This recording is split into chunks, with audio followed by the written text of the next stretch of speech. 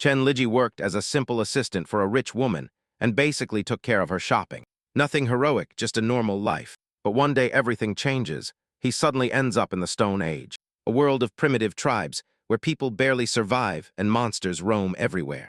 And it is precisely here that he has to start from scratch. Luckily, he gets a system that can give him technologies when he needs them. Tools, knowledge, weapons, everything that can change the course of history. Step by step, he begins to help the tribes survive. He teaches them to fight monsters. And little by little, he begins to build a true civilization where before there was only primitive chaos. And honestly, the most interesting thing about this story is that even primitive humans start using real weapons. And that already sounds like the beginning of a great power struggle. This content is an original narrative retelling by the channel's author, created with a style, its own structure and focus. It does not reproduce the original material literally, and constitutes a transformative work. He reincarnated in this world, where humans were still primitive, and the idea of showering daily had not yet been invented. Women only mated with the strongest to have strong babies, and he quickly became king. From the primitive tribe, now all the girls wanted to give birth to his child. Time passed quickly in the village. One full moon night, when he went out to hunt, he saw something hanging from one of his traps. So he went to check it out, but since there was no noise, it didn't seem like a wild beast. He quickly went to see what it was with his sharp axe, and was surprised by what he saw. It was his friend who had fallen into his trap. She was in a rather curious posture. His eyes lit up with pure joy. The girl started to get angry and asked him if he was going to stand there looking instead of helping her. But he said it was an uncommon sight, while the girl yelled at him that she was going to beat him up. The man, on the other hand, asked her if she was going to kick him with that small foot. And to tease her, he blew on her foot and then began to massage it slowly. The elf blushed intensely and made strange noises. "You better stop playing with fire." In the end, she got even angrier. When his people started to approach, he decided to free her before they saw her hanging there with her legs open. But this king's life was not always so easy. Before the women of the tribe wanted to give birth to his child, the men were chasing him. So let's go back to the beginning to understand it better. The truth is that he woke up in a strange place while fetching water to wash his face. He wondered how he had ended up in such a place. After all, just yesterday he was in the city shopping. As usual, suddenly, he heard someone say something. People were walking towards him, speaking strangely, and he thought they were cosplayers. He quickly asked how to get out of there, but the boy threw a bone at him, which grazed his ear. He missed death by an inch. And there are still people who say 7 centimeters is too little. He quickly took off running. While the primitives yelled behind him, in his head, he thought they would never catch him. Since he used to be a runner, however, another type of spear pierced his side of the belly. Suddenly, the system activates, telling him that he has to survive. He has to survive for 12 hours to get an attribute point and a survival kit, but he was already in the sights of the furry guy. This one threw the bone with all his might. The protagonist ran as fast as he could, but it was too late. It hit him squarely in the neck, and he quickly lost consciousness. When he woke up, he was already in his village, but for having survived, he received a reward. So he invested the only point he had in strength and opened the survival kit. With it, he learned to speak all languages and got a survival book. He also activated the map and could see and mark the places he had already passed. And he even got an axe to cut down mountains. He also learned things about the jungle. Besides learning basic medicine, when he looked at the primitives, he could understand that the man said he was the fiercest, while the woman said she wanted to have his child. Child support had probably not yet been invented. The protagonist deduced that this must be a civilization-style game, which is still in its early stages. So there is a good chance that he would become president or perhaps even a god in these lands. He tells the system to assign the attribute point to strength and equip him with the mountain axe. Once activated, power courses through his body, and Chen easily breaks the rope that binds him. But 2 primitive men, Stonebone and Len Huch, quickly notice his presence. Stonebone orders the others not to let Chen escape. Then he and Len Huch step forward and warn him that there is no escape. Full of arrogance, Chen shouts at them, asking how they dare disrespect his god. Stonebone stares at him and asks what god he is talking about. Seeing Len Huch, Chen assumes he is the leader. He declares that heaven has sent him to rule them, and that, since they have offended him, punishment is imminent. This instantly enrages Stonebone, who lunges directly at Chen. At that moment, the system assigns Chen a new mission: to intimidate the primitive peoples and subdue them to become their leader. If he fails, he will lose the split mountain axe. Seeing this, Chen tenses up, because without the axe, he doesn't think he can last long in a place like this, and he refuses to lose. Chen directly faces the attack of these Nevons. The impact is so strong that it cracks the ground around them. Chen is surprised by how powerful these primitives are. Still, he knows that his own body has also strengthened, so Chen counterattacks with all his might. And to his surprise, Stonebone's weapon breaks in half. The entire camp is stunned by the scene. Then Chen suddenly senses that something has gone very wrong. He has a bad feeling. And he is right. Stonebone shouts at everyone to lunge at Chen at once, completely stunned. Chen turns and runs, wondering why Stonebone acted like it was a duel, only for the entire group to lunge at the 124-year-old elder. As a boy lunges at him, Chen dodges and counterattacks with a fluid motion. Angrily, Chen warns them not to push him too hard, stating that he could still take down 5 of them before dying, and ordering them to retreat. He knows that if all those barbarians rush him, he will die in seconds. Then, to his surprise, all the barbarians suddenly panic and flee from him. Chen has no idea why. Then his system reveals a secondary mission. Help the primitives scare away a fierce saber-toothed tiger. It has already been accepted automatically. At first, Chen just looks at the mission in bewilderment. But that confusion disappears the moment he realizes that a saber-toothed tiger is right behind him. As soon as Chen sees it, he runs for his life. The tiger relentlessly pursues him, swiping at him as he flees. Panicking, Chen wonders why everything here seems bent on devouring him. He also doesn't understand why the system would assign him a mission like this. He knows that a single bite from that tiger could rip off half his body. And suddenly he feels its claws scratch him, leaving him seriously injured. Chen realizes that a direct fight makes no sense. So he forces himself to calm down and think. Then he sees the smoke from the fire and remembers that saber-toothed tigers. Like most beasts, they fear flames. Chen decides to use that to his advantage. He begins to plan an escape, even shouting a challenge to the tiger to face him head-on. When it attacks, Chen tries to slide down to dodge it, but to his horror, the beast uses his body as a springboard and jumps on him. Shocked, Chen runs out again, convinced that movies have lied to him. With no other options, he runs towards the bonfire, using the nearby plants and cover to get there alive. Dodging and hiding, Chen finally approaches the fire, grabs a burning stick, and waves it at the tiger, trying to scare it away. To his relief, the beast really fears the flames. Chen shouts at him to come and fight, but deep down he prays that he will simply retreat. Then he hears a strange sound and tenses up, wondering if an even bigger monster is approaching. As the roar of another beast echoes, the saber-toothed tiger freezes in fear and runs away. As he watches it flee, Chen wonders what could have scared it so much and if he is fleeing. What should he do next? Then the system announces that the mission has been completed and rewards him with 2 attribute points. Hearing the sounds again, Chen decides that his safety comes first and leaves the area. He tells the system to add 1 point to strength and another to agility. With his speed increased, he runs back towards the primitives. Chen immediately notices how much faster and lighter he is. Seeing him alive, Stonebone is stunned and asks him how it is that the saber-toothed tiger didn't eat him.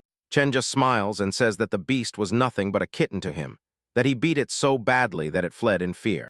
After that, Chen smiles, hoping that the primitives will finally admire him. Then Chen receives another mission to help them build homes, form a tribe, and increase the population to 50 people in 18 days. He counts the group and realizes that there are only 15 people, including children. To reach 50, Chen concludes that he will have to absorb other tribes into his own. That night everyone else falls asleep, but Chen can't. He is starving, so he decides to go out and look for food on his own.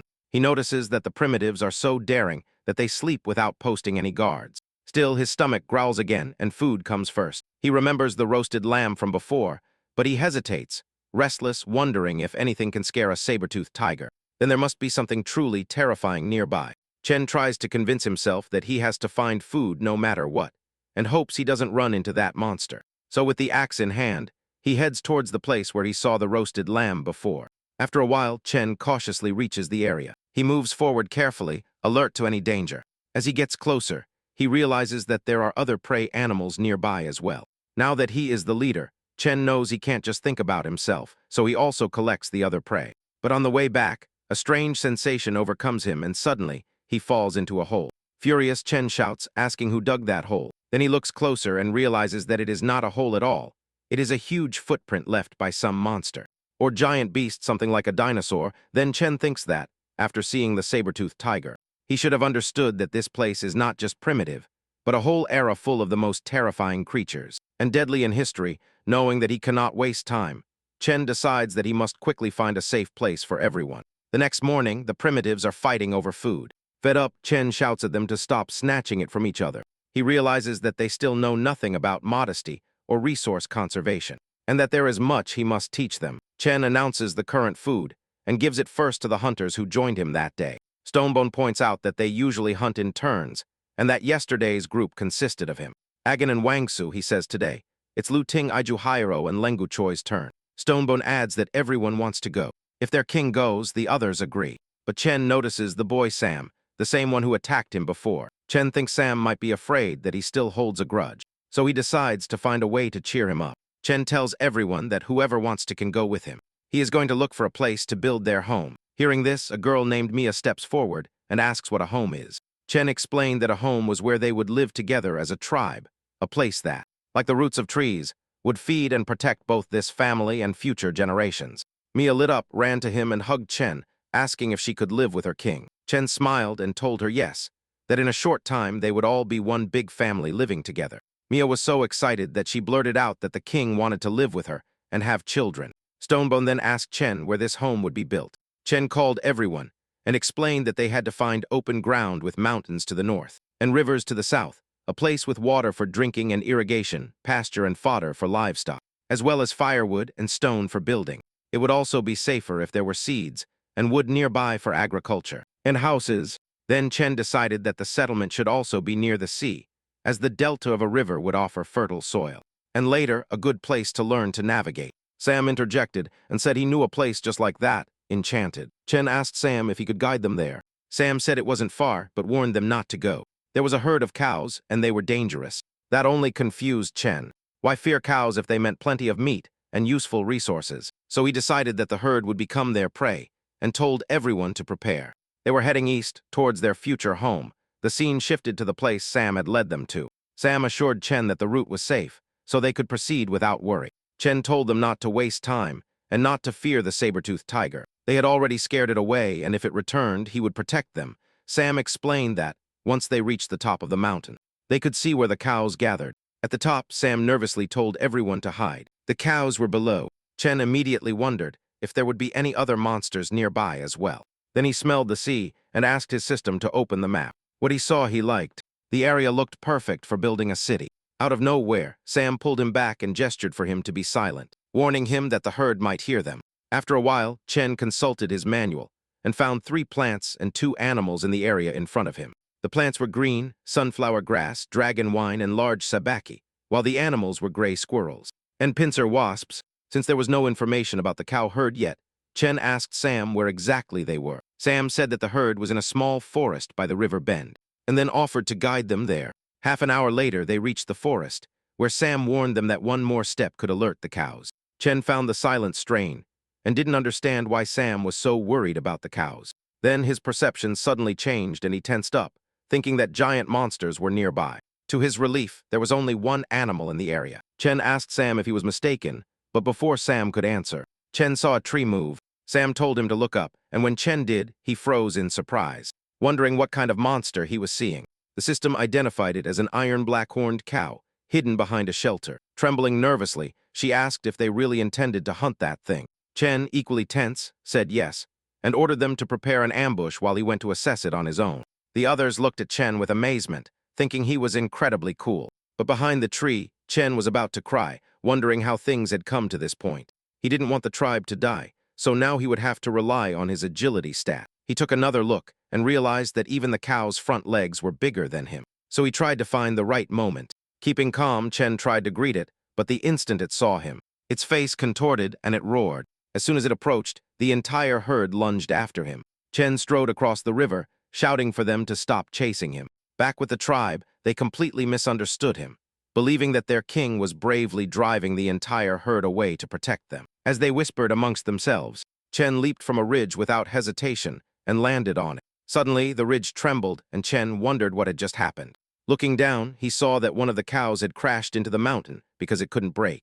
That gave Chen the idea of bringing down the entire herd, as he had realized that cows couldn't climb that high. Looking back, Chen wondered what to do next. He couldn't go down with those enraged cows waiting for him below, so he had no choice but to keep climbing. Chen climbed higher, and when he reached the top, the views took his breath away. It was exactly what he had been looking for. At that very moment, he decided that he would build an empire in that ideal land. Excited, he felt that his journey had truly begun. On the other hand, Sam realized that the herd was retreating and wondered why. And where his king had gone, Stonebone assumed that Chen might have been crushed under the cows, so he climbed a tree to look. with the intention of retrieving Chen's axe, if nothing else. But the moment he climbed the tree, Chen's axe flew by and embedded itself next to him. Stonebone was stunned, and Chen mocked him for daring to consider his king dead. Sam and the others were relieved as soon as they saw Chen alive. Stonebone then asked if the cows were really that strong. Chen said he intended to use the cow meat to strengthen his body. Then he asked them if they also wanted to try it. Stonebone and Sam refused. They said they couldn't defeat those cows, and that even if they somehow managed, they wouldn't eat the meat either. Chen snapped, asking if they had ignored him. He just wanted an answer. Scared, they all quickly said yes. They wanted to eat it. Chen said he would teach them how to make weapons and hunt with them. He intended to return in 3 days and finish off the cows. In the next scene, Chen splits a tree in half with a single chop. Everyone was stunned by his strength. Carlos Donan stepped forward and asked him why he had cut down the tree if it didn't even bear fruit. Chen explained that they would use it to make weapons, so everyone should watch carefully. Next, he taught them how to turn wooden sticks into spears.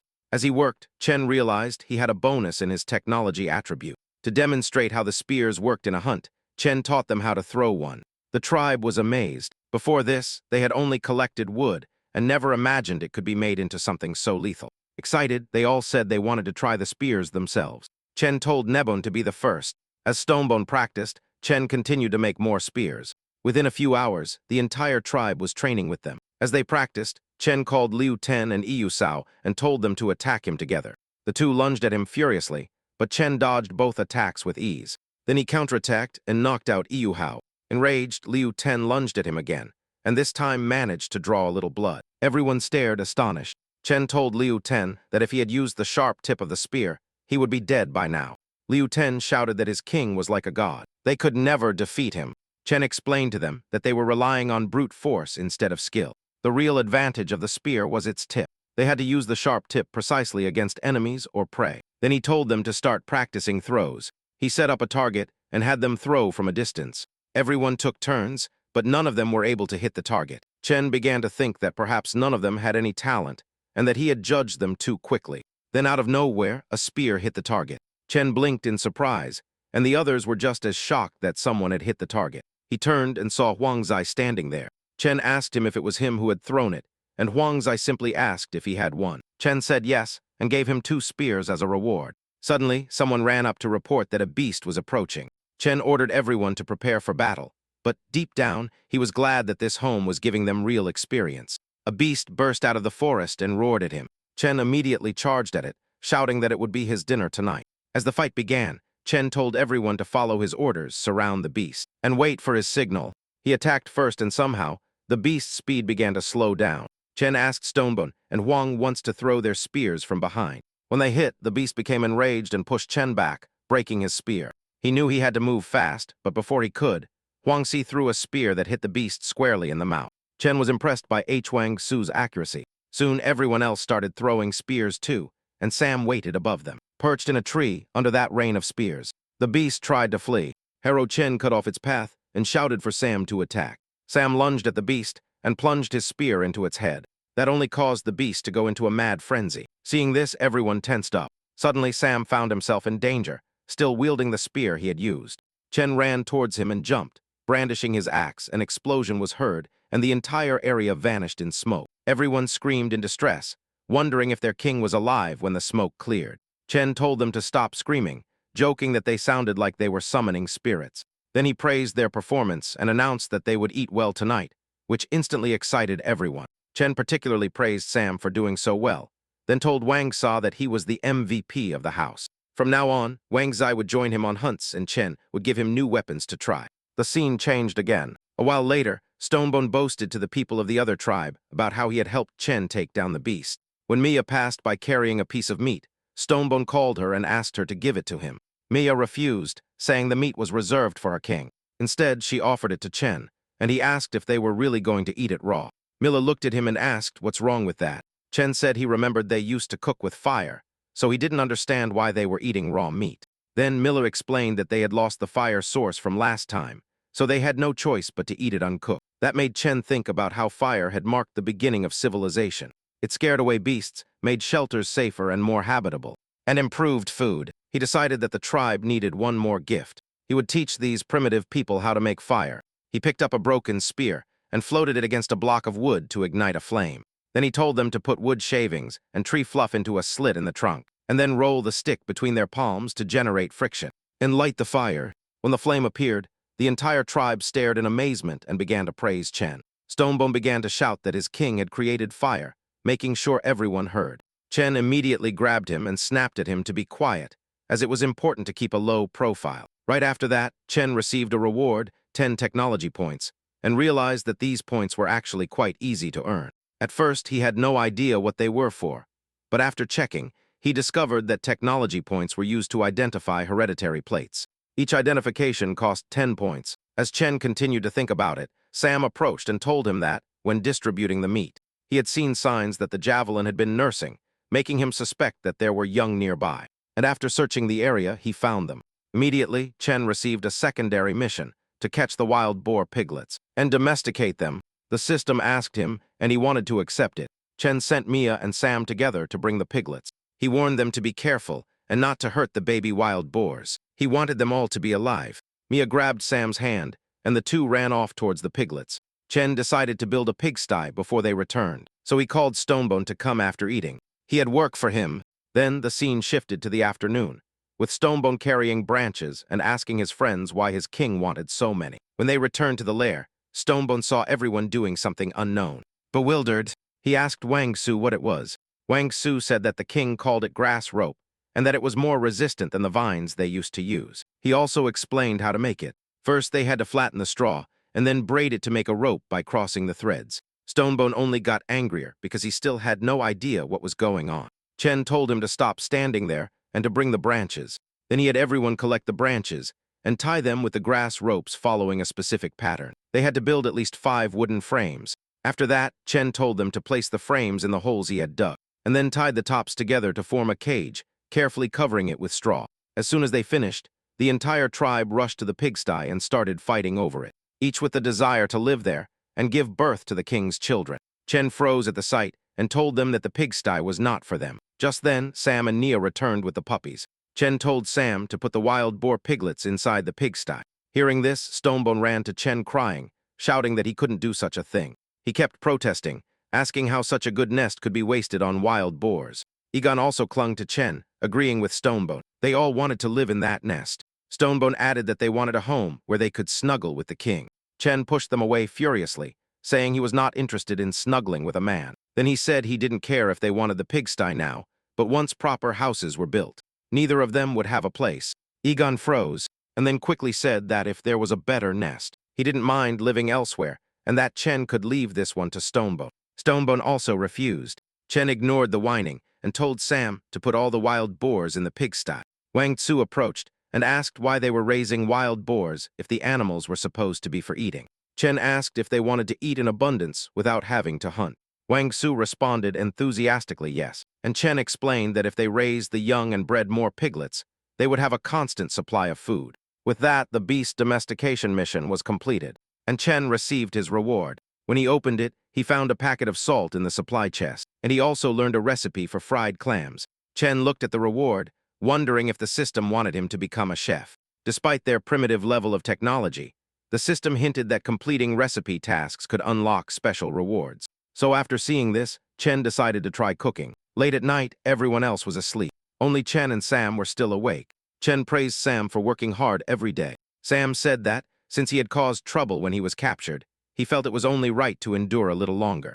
Chen laughed, hugged him, and assured Sam that he held no grudge. Then he asked if there were other tribes like his living nearby. Sam said they had encountered some, but none were friendly and they looked quite different from his own people. Chen asked him to explain where those tribes were. Sam said he knew 3 nearby clans, the Coconut Grove clan, the Bay clan, and the Giant Stone clan. They were all quite far away.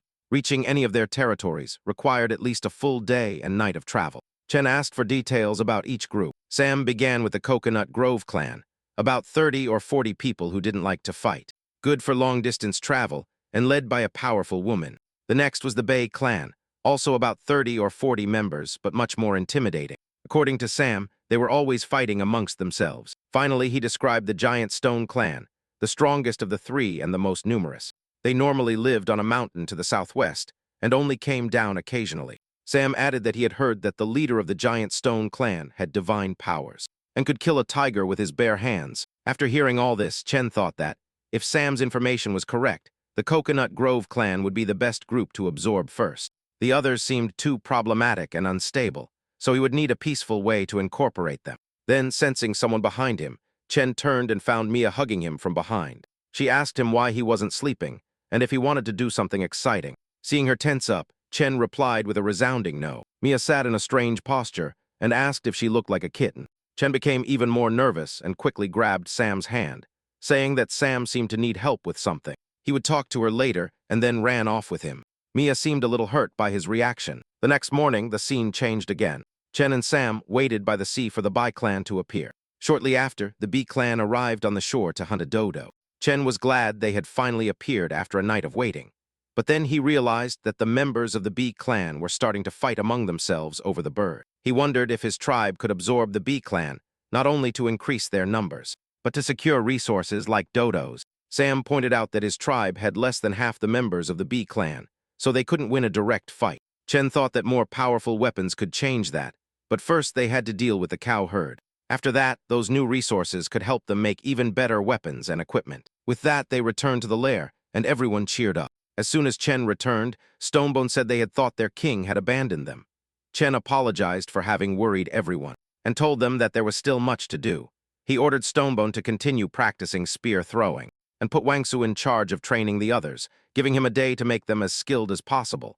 Then Mia approached with a leaf in her hand, saying it was very comfortable to use after going to the bathroom. Chen replied that, in reality, he needed help sharpening the wooden spears, so Mia should gather the women and collect stones. A while later, Mia returned with the other women, each carrying stones. She asked if those stones would work. Chen said yes. Then he explained that they had to grind the stones into a whetstone until they formed an edge, or a sharp point. After that, tie the sharp stone to a wooden handle with a rope, and thus, they would have made a stone-tipped weapon. The women were impressed, but Chen got angry when the reward for it turned out to be just 1 point.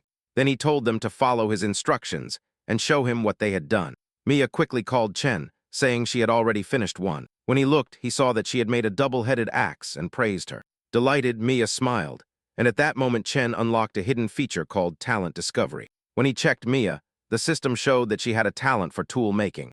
Mia realized he was staring at her and shyly asked why he was looking at her like that. Chen ignored the question and told the women to make as many spears and axes as possible. Little by little, they made a total of 30 spears and axes, and Chen praised Mia for making more than half of them. Then he noticed that her hands were scratched and bruised from grinding the stone. When Chen showed concern, Mia blushed. Instantly, the other girls crowded around him and asked if he cared about them too. Chen said it wasn't what they thought, but they had already gotten too close to him. He hurriedly fled, announcing that there was enough work for today and everyone could rest. Then he headed towards the men's training area to see how their exercises were going. Suddenly, a wooden log flew towards Chen. He dodged it just in time and realized it was part of the tribe's training. Huang Su had clearly been teaching them well. Chen asked how they were doing, and Huang Su said that everyone had improved a lot. They could now hit the target with ease. Chen's talent discovery revealed that Huang Su was a master thrower. Wang Su added that Lu Ting was very strong, but misjudged the timing of his throws, and only brought out all his power together with Stonebone. He also noted that Leng Yu Choi was the first to completely master the technique. What surprised him most was the teamwork between Wang Su and Stonebone. Separately, they were mediocre, but together, they alternated 4 spears at a time and got the best results. Chen was satisfied with this pace. Facing the Black Bull herd should be easy. Stonebone asked if he was sure. Chen said yes, but for safety, they would also bring his secret weapon. Wang Su blinked in surprise and asked what secret weapon he was referring to. Chen took out several black leaves. He told everyone to look at them carefully and ordered them to collect as many as they could. He warned them not to touch the leaves and that they had open wounds.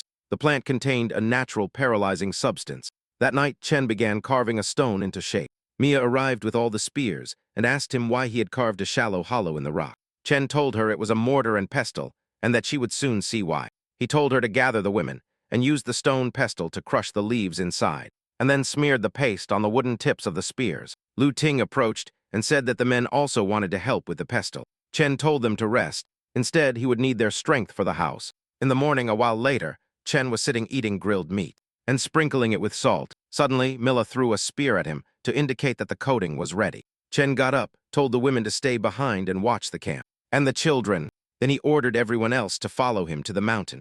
The tribe cheered with enthusiasm and grabbed their weapons. They were ready to show those beasts what they were capable of. After a while, they reached the top of the mountain. Egon asked if it was really okay for their king to act as bait alone. He was clearly worried about the danger. Stonebone replied that their king was incredibly strong, so he would be fine. Sam interjected and told everyone to get ready. Something was moving near the river. Stonebone told Mia and the other women to distribute the spears on time, especially Sam once they were in position on the mountain. Their king was risking everything, and losing him was not an option. So this is what had happened. 10 minutes earlier, Chen had been lurking near the Black Bulls, thinking that fleeing to the Stone Mountain as last time was still the best option. But to be safe, he decided to lure a smaller one. He first approached a smaller bull and threw a stone at it, then loudly declared himself the leader of the herd and challenged it to come and fight him. The Black Bull was instantly enraged, and out of nowhere 3 bulls charged at Chen. As he ran, Chen shouted to Stonebone to aim for the first Black Bull. This Nevon immediately ordered everyone to prepare. Then the spears flew all at once. It worked. The Black Bulls were hit and wounded. Taking advantage of that opportunity, Sam threw the spears directly at their necks. The bulls crashed into the mountain, and Chen jumped onto a ledge to climb higher. But his hand slipped at the last second. This Nevon grabbed him and put him to safety. Chen ordered everyone to continue attacking while the bulls were weakened. So the assault continued. Stonebone stepped forward and began to direct the blows. Observing him, Chen realized that he had a real talent for leadership, and he understood why Stonebone was so good at commanding.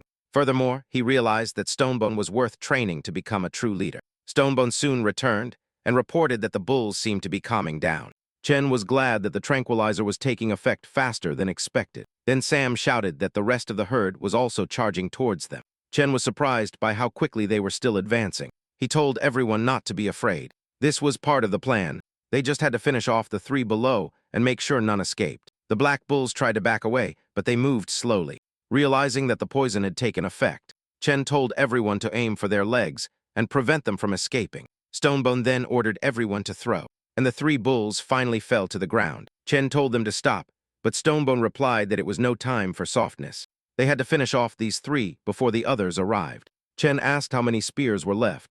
Mia replied that they still had 28. Then Chen told Sam to count the approaching herd, and Sam calculated that there were about 20 males. Chen said that was precisely why he had ordered the hunt to stop. They didn't have many spears to waste. Wang Su asked if that meant abandoning all the effort they had put into the 3 Black Bulls. Chen said no, that was still part of the plan. He had never intended for a small squad to directly confront the entire herd.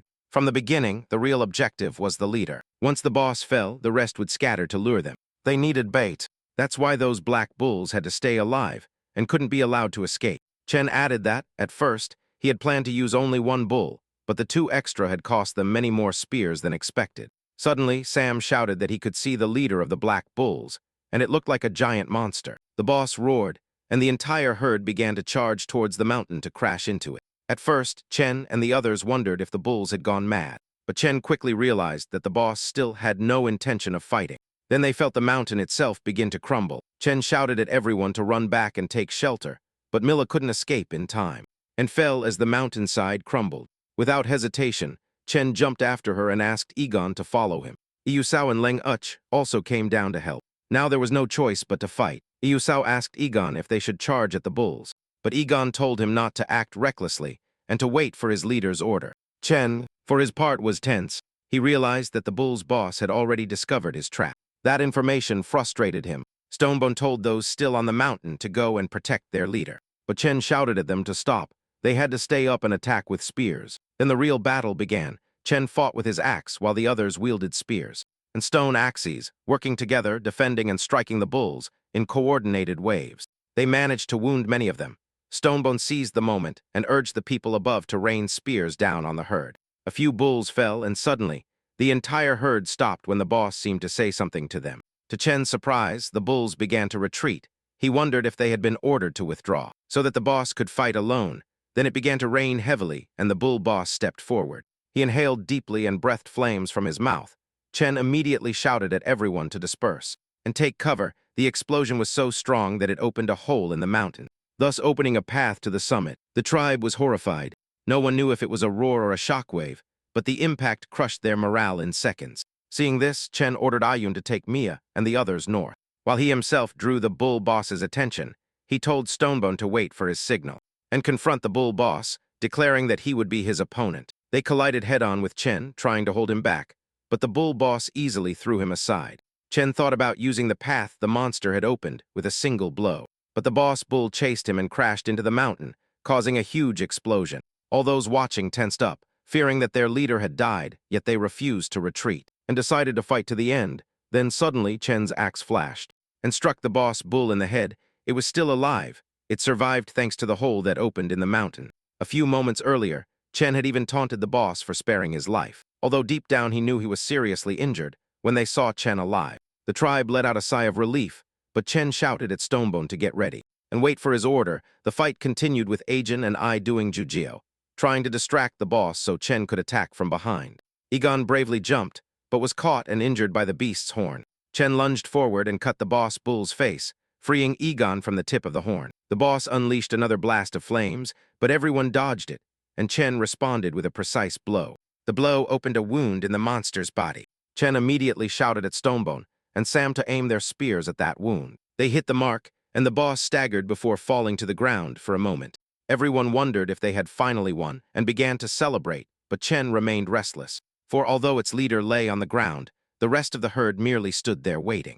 Then out of nowhere, the alpha male got up again and charged at Chen, unleashing a furious blast of flames. Stonebone and Wangzai were stunned by the scene, and Chen also tensed up, realizing that he had let his guard down for a fatal moment. Then the alpha male ripped the spear from its own body and threw it directly at Chen, injured and too slow to move. Chen thought this might be the end. Then, to his surprise, Mia stepped between them and took the spear's blow herself. Chen froze, incredulous. A flood of memories with Mia flashed through his mind. A surge of pure rage suddenly flooded Chen. Even though the system warned him that his body was overloading, Chen ignored it and charged directly at the bull. He brought down his sword with all his might, splitting the bull boss from head to tail.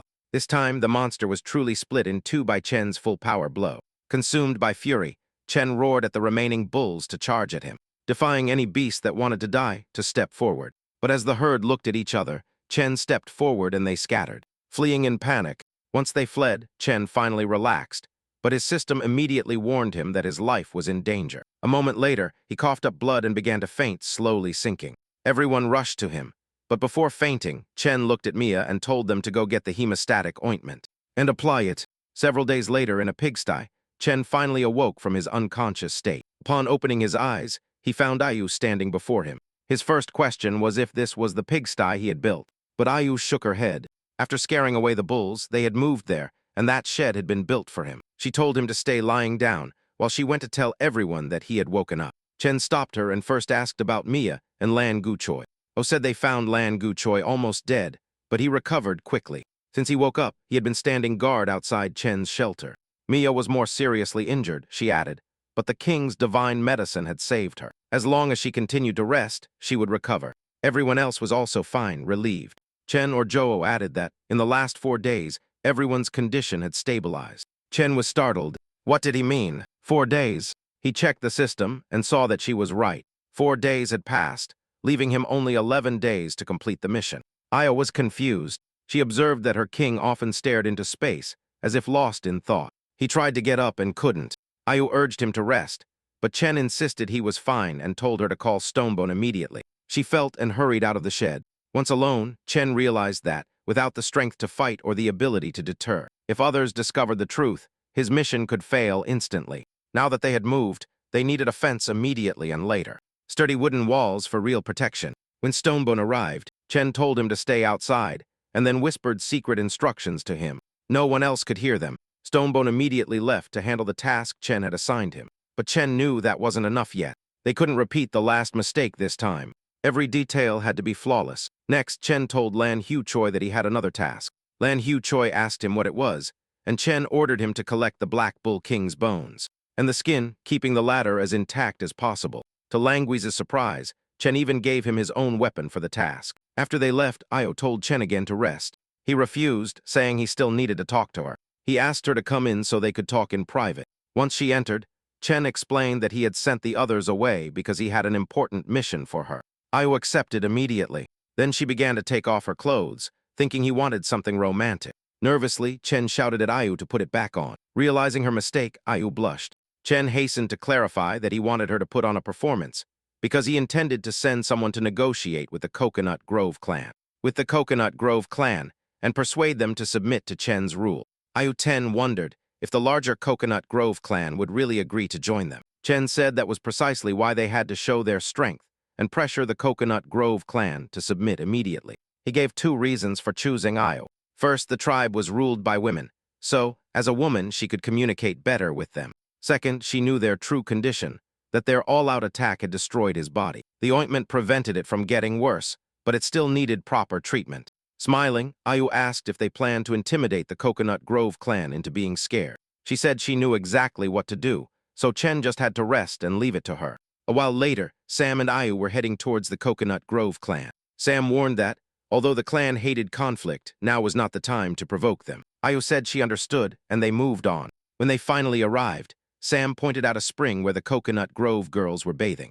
Then he identified the clan leader, whom they had come to meet, but as they talked, some members of the Coconut Grove saw them. Shortly after, they brought Ayu and Sam to Antaliza, the leader of the Coconut Grove clan. The girls reported that they had caught the pair lurking, claiming to be envoys seeking an audience with their leader. Sam protested, saying they were not common visitors, but ambassadors appointed by their king. Lisa merely scoffed at them, saying Ayu looked like a slave and that the men brought fish, meat and scraps that barely fed anyone for a few days. Then she ordered Sam to be separated from Ayu. Ayu retorted that she hoped the Queen of Coconut Grove was more far-sighted, since it was not her they were going to offer the mountain of meat to, but to the Bay clan. Instead, Lisa stopped her people and told Ayu to continue. Then she asked if she had really prepared a mountain of meat. Ayu confirmed it, explaining that she was referring to the giant black bulls of the Northern River. Lisa asked if they wanted to ally with the Coconut Grove clan to hunt the herd. Ayu laughed and told her not to underestimate him. They had already exterminated the black bulls, and the river area now belonged to them. The women of the Coconut clan were stunned, muttering that Ayu had to be lying. Last time, their own clan had almost been trampled by that same herd. Lisa stood up and asked if Ayu knew what happened to those who lied to her. Ayu remained unfazed. She said that even the biggest bull had fallen before her king, and that if Lisa doubted it, she could come and see for herself. When a girl tried to warn Lisa, Ayu took it as a joke, saying that if her king wanted to, he could wipe out the entire Coconut Grove clan. Sam supported her, saying they hadn't come to fight. They brought gifts and their king's invitation. Why doubt their sincerity? Ayu snapped then that, if the queen was too afraid to come herself, she could at least send someone to collect the meat. That sharp tone in Ayu's voice made Lisa tense, though she still warned them not to try any tricks. A moment later, Ayu and Sam returned with Lisa and her group. Sam announced that they were back. Carlos Donbin shouted at him not to make so much noise and to go help with the houses. Instead, hearing this, one of Lisa's girls asked what those houses were. Ayu then informed Chen that the Coconut Grove clan had arrived. As soon as Lisa saw Chen, she tensed up, sensing a fierce killing intent emanating from him, as if facing some prehistoric beast. In reality, Chen had deliberately dressed like a prehistoric monster. He told Ayu that she had done well, and his imposing presence only made Lisa feel more uncomfortable. Then a noise was heard from the bushes. It was Mia Languchui and Agun hiding there. Chen had ordered all the injured to stay out of sight, but Agun admitted that he was just curious to see what the Coconut Grove queen looked like. Chen then thanked Lisa and her clan for accepting his request and coming to his territory. A Coconut Grove girl immediately demanded to know where the meat was. Chen replied calmly, it was nearby, and they could take all they could carry. When they got there, they froze at the sight of a literal mountain of meat. Yu Han and Lu Teng were already slicing it up. A Coconut Grove girl approached to take some, but was warned that the meat was extremely tough. She tried to cut it with a wooden stick, and the stick broke from the tension. Lieutenant Yu Han burst out laughing. The girl shouted, asking what was so funny, and said they only caught the bulls because the herd was in chaos. Yu Han replied, asking if she wanted to fight. Just then, Chen's axe smashed into the ground between them, making the Coconut Grove girls jump back in fright. He had thrown it there to end the argument. Lisa, clearly nervous, asked what kind of weapon that was. It was much better than their iron wood branches and bone knives. Chen told her to use her pangu axe to cut meat for the Coconut Grove clan. Ijujen complained that it was the girls who had started it, but Chen curtly ordered her to do as she was told. Grumbling, Ijujian obeyed and muttered that the girls were lucky. Chen told Lisa that he would make sure she could take the meat without any problems. He always kept his word, it was his principle. Nervously, Lisa asked how he had conquered the bull herd. Chen replied that whether she learned it through mutual trust or personal experience depended on what happened next. Then he told Lisa to call it a day, take the meat and leave. Lisa replied that she seemed very, Lisa called him insensitive. Chen, for his part, tensed up. His dramatic axe throw had been a bit over the top, and without the bull hide bandage, his wound would probably have reopened. And so it was, blood began to flow, and Chen instantly worried. Fortunately, Ayu distracted Lisa, giving him just enough time to hide the wound. Ayu told Lisa that they also had some powerful weapons that they could offer the Coconut Grove clan. But Lisa turned away and refused, saying those weapons didn't suit her people. She told Chen that the Coconut Grove clan also had powerful weapons, ones they hadn't shown him yet, and she hoped they would never have to use them. After that, Lisa ordered her clan members to take what they could. In return, Ayu added that if it wasn't enough, they could come back, but the sooner the better, since other clans still needed their share. On the way back, Lisa asked how the investigation was going. Situation: a few more girls appeared to report. Lisa had secretly stationed them nearby to observe everything from their hiding place. One of them, Maya, said that they had seen the men building something called a house, and that from inside they sometimes heard boar grunts, so there might be boars there. Lisa was stunned, wondering if Chen had really built such a good shelter for the boars.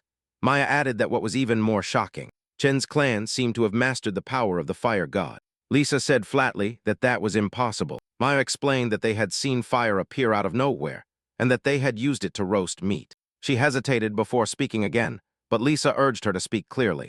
Maya then said that Chen's clan only had a little over 10 people in total, including some children and the elderly. Still, she suspected they were deliberately hiding their real numbers. Lisa demanded to know why they hadn't searched more carefully. Maya said they had cut down the nearby trees, so getting closer would have given them away. They had no choice but to observe from the forest at a distance. Lisa simply replied, "Okay," and suddenly lashed them with her whip. She warned them that if they made excuses again, next time the punishment would be much worse than a whipping. Maya bowed and thanked Lisa for showing mercy. Back at Chen's camp, he finally relaxed a bit when Ayu approached to ask how he was doing. Chen admitted that the bull herd had taken its toll on him. He also realized that Ayu had a real gift for speaking. Then she asked him, half-jokingly, if, compared to the Queen of Coconut Grove, he preferred her nervous. Chen quickly told her not to get the wrong idea. He asked Ayu to call the men hiding outside to help him continue recovering, and said that Len Huche would guard the entrance until he was fully healed. Adio felt and added that he looked really cool. That made Chen blush awkwardly. Just then Sam arrived, saying Chen was really amazing.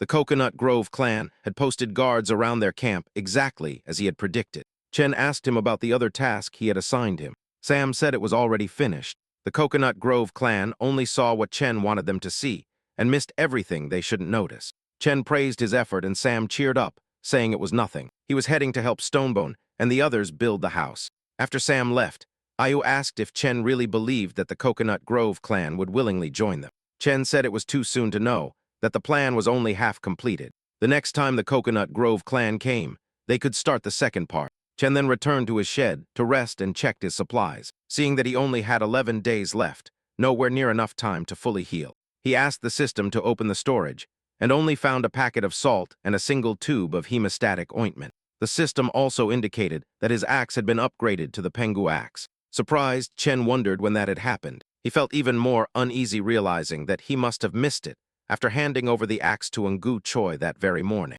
Then he checked his spears, and the activation condition that appeared on the screen said, "Blood sacrifice." Chen guessed that it had been activated when he was injured during the fight. According to the description, creating the world required precise timing, neither too early nor too late. He briefly wondered if other weapons also had hidden properties, like his axe, but he dismissed the idea, as each weapon probably had different conditions. Better leave it to fate. Next, he checked the rest of his items, and saw that the hemostatic ointment was only enough for one more use. So he decided to save it for a truly critical moment. Otherwise, he would have to rely on the axe to hunt any creature he encountered nearby. He calculated that the meat taken by the Coconut Grove clan would last 2 days, and given that time was running out, he would have to rely on Sam for now, so he asked Nju Choi to call Sam. There was more work to be done. After a while, Sam arrived and asked what was wrong. Chen asked him if he remembered the black bulls they had scared away, and then ordered him to find them within 2 days. And report back. Sam immediately left, shouting that he would be back as soon as he found the black bulls.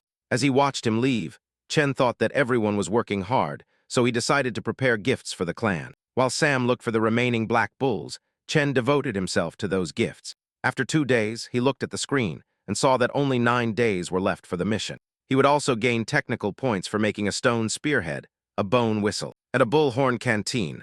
He intended to give the whistle to Stonebone, so he could give orders more easily in battle. Or during hunts, the stone spearheads would make the wooden spears more lethal, improving their chances if the Coconut Grove clan turned hostile. And finally, the Bullhorn Canteen was for Sam. Then Ayu arrived with good news. The houses were finished. Chen said they should go see the house. When he arrived, Stonebone proudly showed them what they had built. Then Stonebone shouted, asking if it wasn't great. Chen didn't really like it, but for the moment he replied, yes, everyone cheered. Finally, they would no longer have to live in cages or keep looking for branches while the others celebrated. Chen still felt a little frustrated. Still, Stonebone put the straw door in place, thus completing the structure. As soon as it was in place, Chen earned 10 technical points for building the house. Looking around carefully, he realized that the tribe had changed enormously since his arrival. At first, they were almost like wild beasts, surviving by pure instinct, on food and drink. Now their behavior had improved, and their intelligence was becoming much clearer. Chen wondered if all this came from the system, as if it were accelerating evolution itself. He told them to let him know as soon as Sam returned, and then went back to his shed shortly after. Sam ran in, shouting that he had found them. Chen praised him, and then announced that they could finally begin the second part of the plan. He told everyone to follow him, and then pulled Stonebone aside, saying he needed to talk to him. A few minutes later, Chen finished explaining the plan and asked if anyone had any questions. Stonebone nervously asked if it would really work and expressed concern about the risk. Sam told him not to worry. He would take care of everything, and when the time came, Stonebone would just have to lead the others. Chen then handed Stonebone the whistle, saying it would make it much easier for him to command the group. He also told Sam that he had prepared a gift for him and would give it to him after the mission. Sam was delighted. Finally, Chen smiled and reminded them that as soon as they saw his signal, they should act immediately. Huan, his Sam, Stonebone, and Liu Ten set off to carry out Chen's orders. Chen could only think about how scarce their forces were, which left him no choice but to assign tasks, even to the injured, so he told Ayu to have Mia and Lenjucho build a larger bonfire in front of the wooden house, but not to light it yet. Ayu asked if it was for the guests who were about to arrive. Chen said yes, while wondering if the bait they had placed 2 days earlier would really work. A while later, a girl was working, when suddenly she saw a large group from the Coconut Grove clan heading towards their camp. She immediately ran there and told Chen that the Coconut Grove clan had arrived. Inside the house, Ayu had been taking care of him, and Chen liked being cared for like this. Even if he subdued the Coconut Grove clan, he would have both Lisa and Ayu taking care of him. As soon as he heard that the Coconut Grove clan was there, Ayu went out to greet them. She invited Lisa into the palace, saying that her king was waiting for her. The word palace stunned Lisa. How had Chen's people managed to turn a straw shed into such a wooden house so quickly? She stared, wondering how Chen's clan had changed so rapidly. Then Lisa smiled and asked if her king was too afraid to come out and greet them. She added that they didn't want to bother Chen's clan again, but this time they would take more meat as compensation. She also said that her subordinates wanted to meet their new neighbors, so she had brought them along, hoping they wouldn't scare Chen's people. Ayu laughed and said that her king had already ordered 40 portions of meat to be prepared in advance, so Lisa could take them, although from the looks of it she hadn't brought 40 people. Lisa then asked why she hadn't joined the Coconut Grove clan if she cared so much, and even offered her a place by her side. Ayu thanked her, but said that her king's strength had conquered her long ago. She politely refused and then led them to where they kept the meat and told them that, if they couldn't carry anything, they could eat as much as they wanted right there. Right there, she added that, if they found it difficult to cut the meat, they could ask Chen's warriors for help. Lisa told her people to eat and to remain calm while she went to see Chen. When Lisa entered, Chen greeted her with natural cordiality. Seeing Chen in that refined mansion made Lisa blush. Still, she maintained her composure and asked if it was really his house. Admitting that it looked quite decent, Chen noticed her interest in the house and decided to impress her even more. He said that it was only a temporary shelter. Once the real palace was built, it would be handed over to the tribes. Lisa froze and then asked if he really intended to let his people live in such a place. Chen said he knew it was a bit rudimentary for now, but later he would build them better stone houses. Then, without warning, Lisa suddenly pulled out her whip and tied Chen with it. And as she approached, Chen tense asked her what she was doing. Lisa said that no one understood men better than she did, and that she knew many ways to make him willingly hand over those strange things. She wondered if that would be enough to break him. Chen found it too stimulating, but maintained a stern expression and laughed. Did she really think this could force him, and that he wouldn't have a plan B? Inside, however, Chen was panicking. He had no plan B. Things had gotten out of hand, and his unhealed wounds already made fighting quite difficult. To Chen's relief, Ayu suddenly entered and announced that the feast was ready. But when Ayu saw Chen and Lisa like that, she froze and blurted out that Chen shouldn't do such things. Lisa withdrew the whip, and Chen said they had talked enough. It was time to go out for the barbecue. He asked Ayu if the fire had already been lit. Meanwhile, Lisa wondered if Chen's calm in the face of her pressure meant he really had a hidden plan, or he simply didn't fear death compared to his own people. His composure seemed very different. Outside the coconut grove, the girls cheerfully called out to Lisa, saying the grilled meat smelled wonderful. Chen also gave Ayu some salt for her to pass to the Coconut Grove clan. Ayu distributed it, telling everyone to sprinkle a little on the meat to enhance the flavor. Lisa brusquely demanded to know what Ayu was putting on the food. Ayu snapped that, if Lisa was afraid, she didn't have to eat. But as soon as Lisa saw her clan members praising the taste, she understood. Chen was also satisfied, hoping they would continue eating and give Sam more time, and Stone on to finish their work. The scene shifted to Stonebone, and the others waiting near the black bulls. Uten asked why they were hunting bulls again, if they already had enough meat. Stonebone said they weren't there to hunt. He told Luton to stop asking questions and follow orders. Then Huansu's signal arrived, and everyone threw their spears at the black bulls. The entire herd ran out. Stonebone shouted at Sam that the bulls were charging towards him. Sam told them not to worry and jumped from the tree, plunging his spear into a bull's neck. After hitting the mark, Sam shouted that he had done it. The bull was his now, injured. The bull began to thrash and run wildly. Sam forced himself to remain brave. He knew he could handle it. From a distance, Wang uploaded that the herd was heading east. Stonebone signaled Sam, and Sam realized the direction was wrong. He directed the bull to the right, making it charge west instead. The scene returned to Chen's lair, where the Coconut Grove girls were eating happily. And peacefully, Chen waited for the signal, when, suddenly, a defender from the Coconut Grove clan ran towards the lair. Lisa saw her and demanded to know why she looked so scared. Tearfully, the girl said that a group of crazed black bulls had stormed their camp, destroying everything, and that their defenders had been unable to stop them. Lisa jumped to her feet and ordered everyone to return to base, vowing to make those crazed bulls pay. But inwardly, she was shocked. Her clan had always stayed away from black bulls. So what had caused this suddenly? Back at the Coconut Grove camp, the girls couldn't scare away the bulls. They shot with slingshots, but the shots barely affected the beasts. So they engaged in hand-to-hand combat to save the sisters trapped below. But the moment a girl jumped, a bull attacked her and was about to hit her again. Just then, Lisa arrived and caught the bull's leg with her whip. Seeing her, the others cheered up. Lisa shouted at the enraged beasts, furious that they dared to harm her people. She knocked down a bull, but that still wasn't enough. It got up and charged directly at Lisa, throwing her through the air and wrenching the whip from her hand. Chen appeared just in time and caught her. He asked her if she was okay. Lisa, frustrated but composed, said she was fine. She just couldn't understand where the bulls had come from. Wanzu, Sam, Luton, and Stonebone awkwardly hid their faces, as they were the culprits.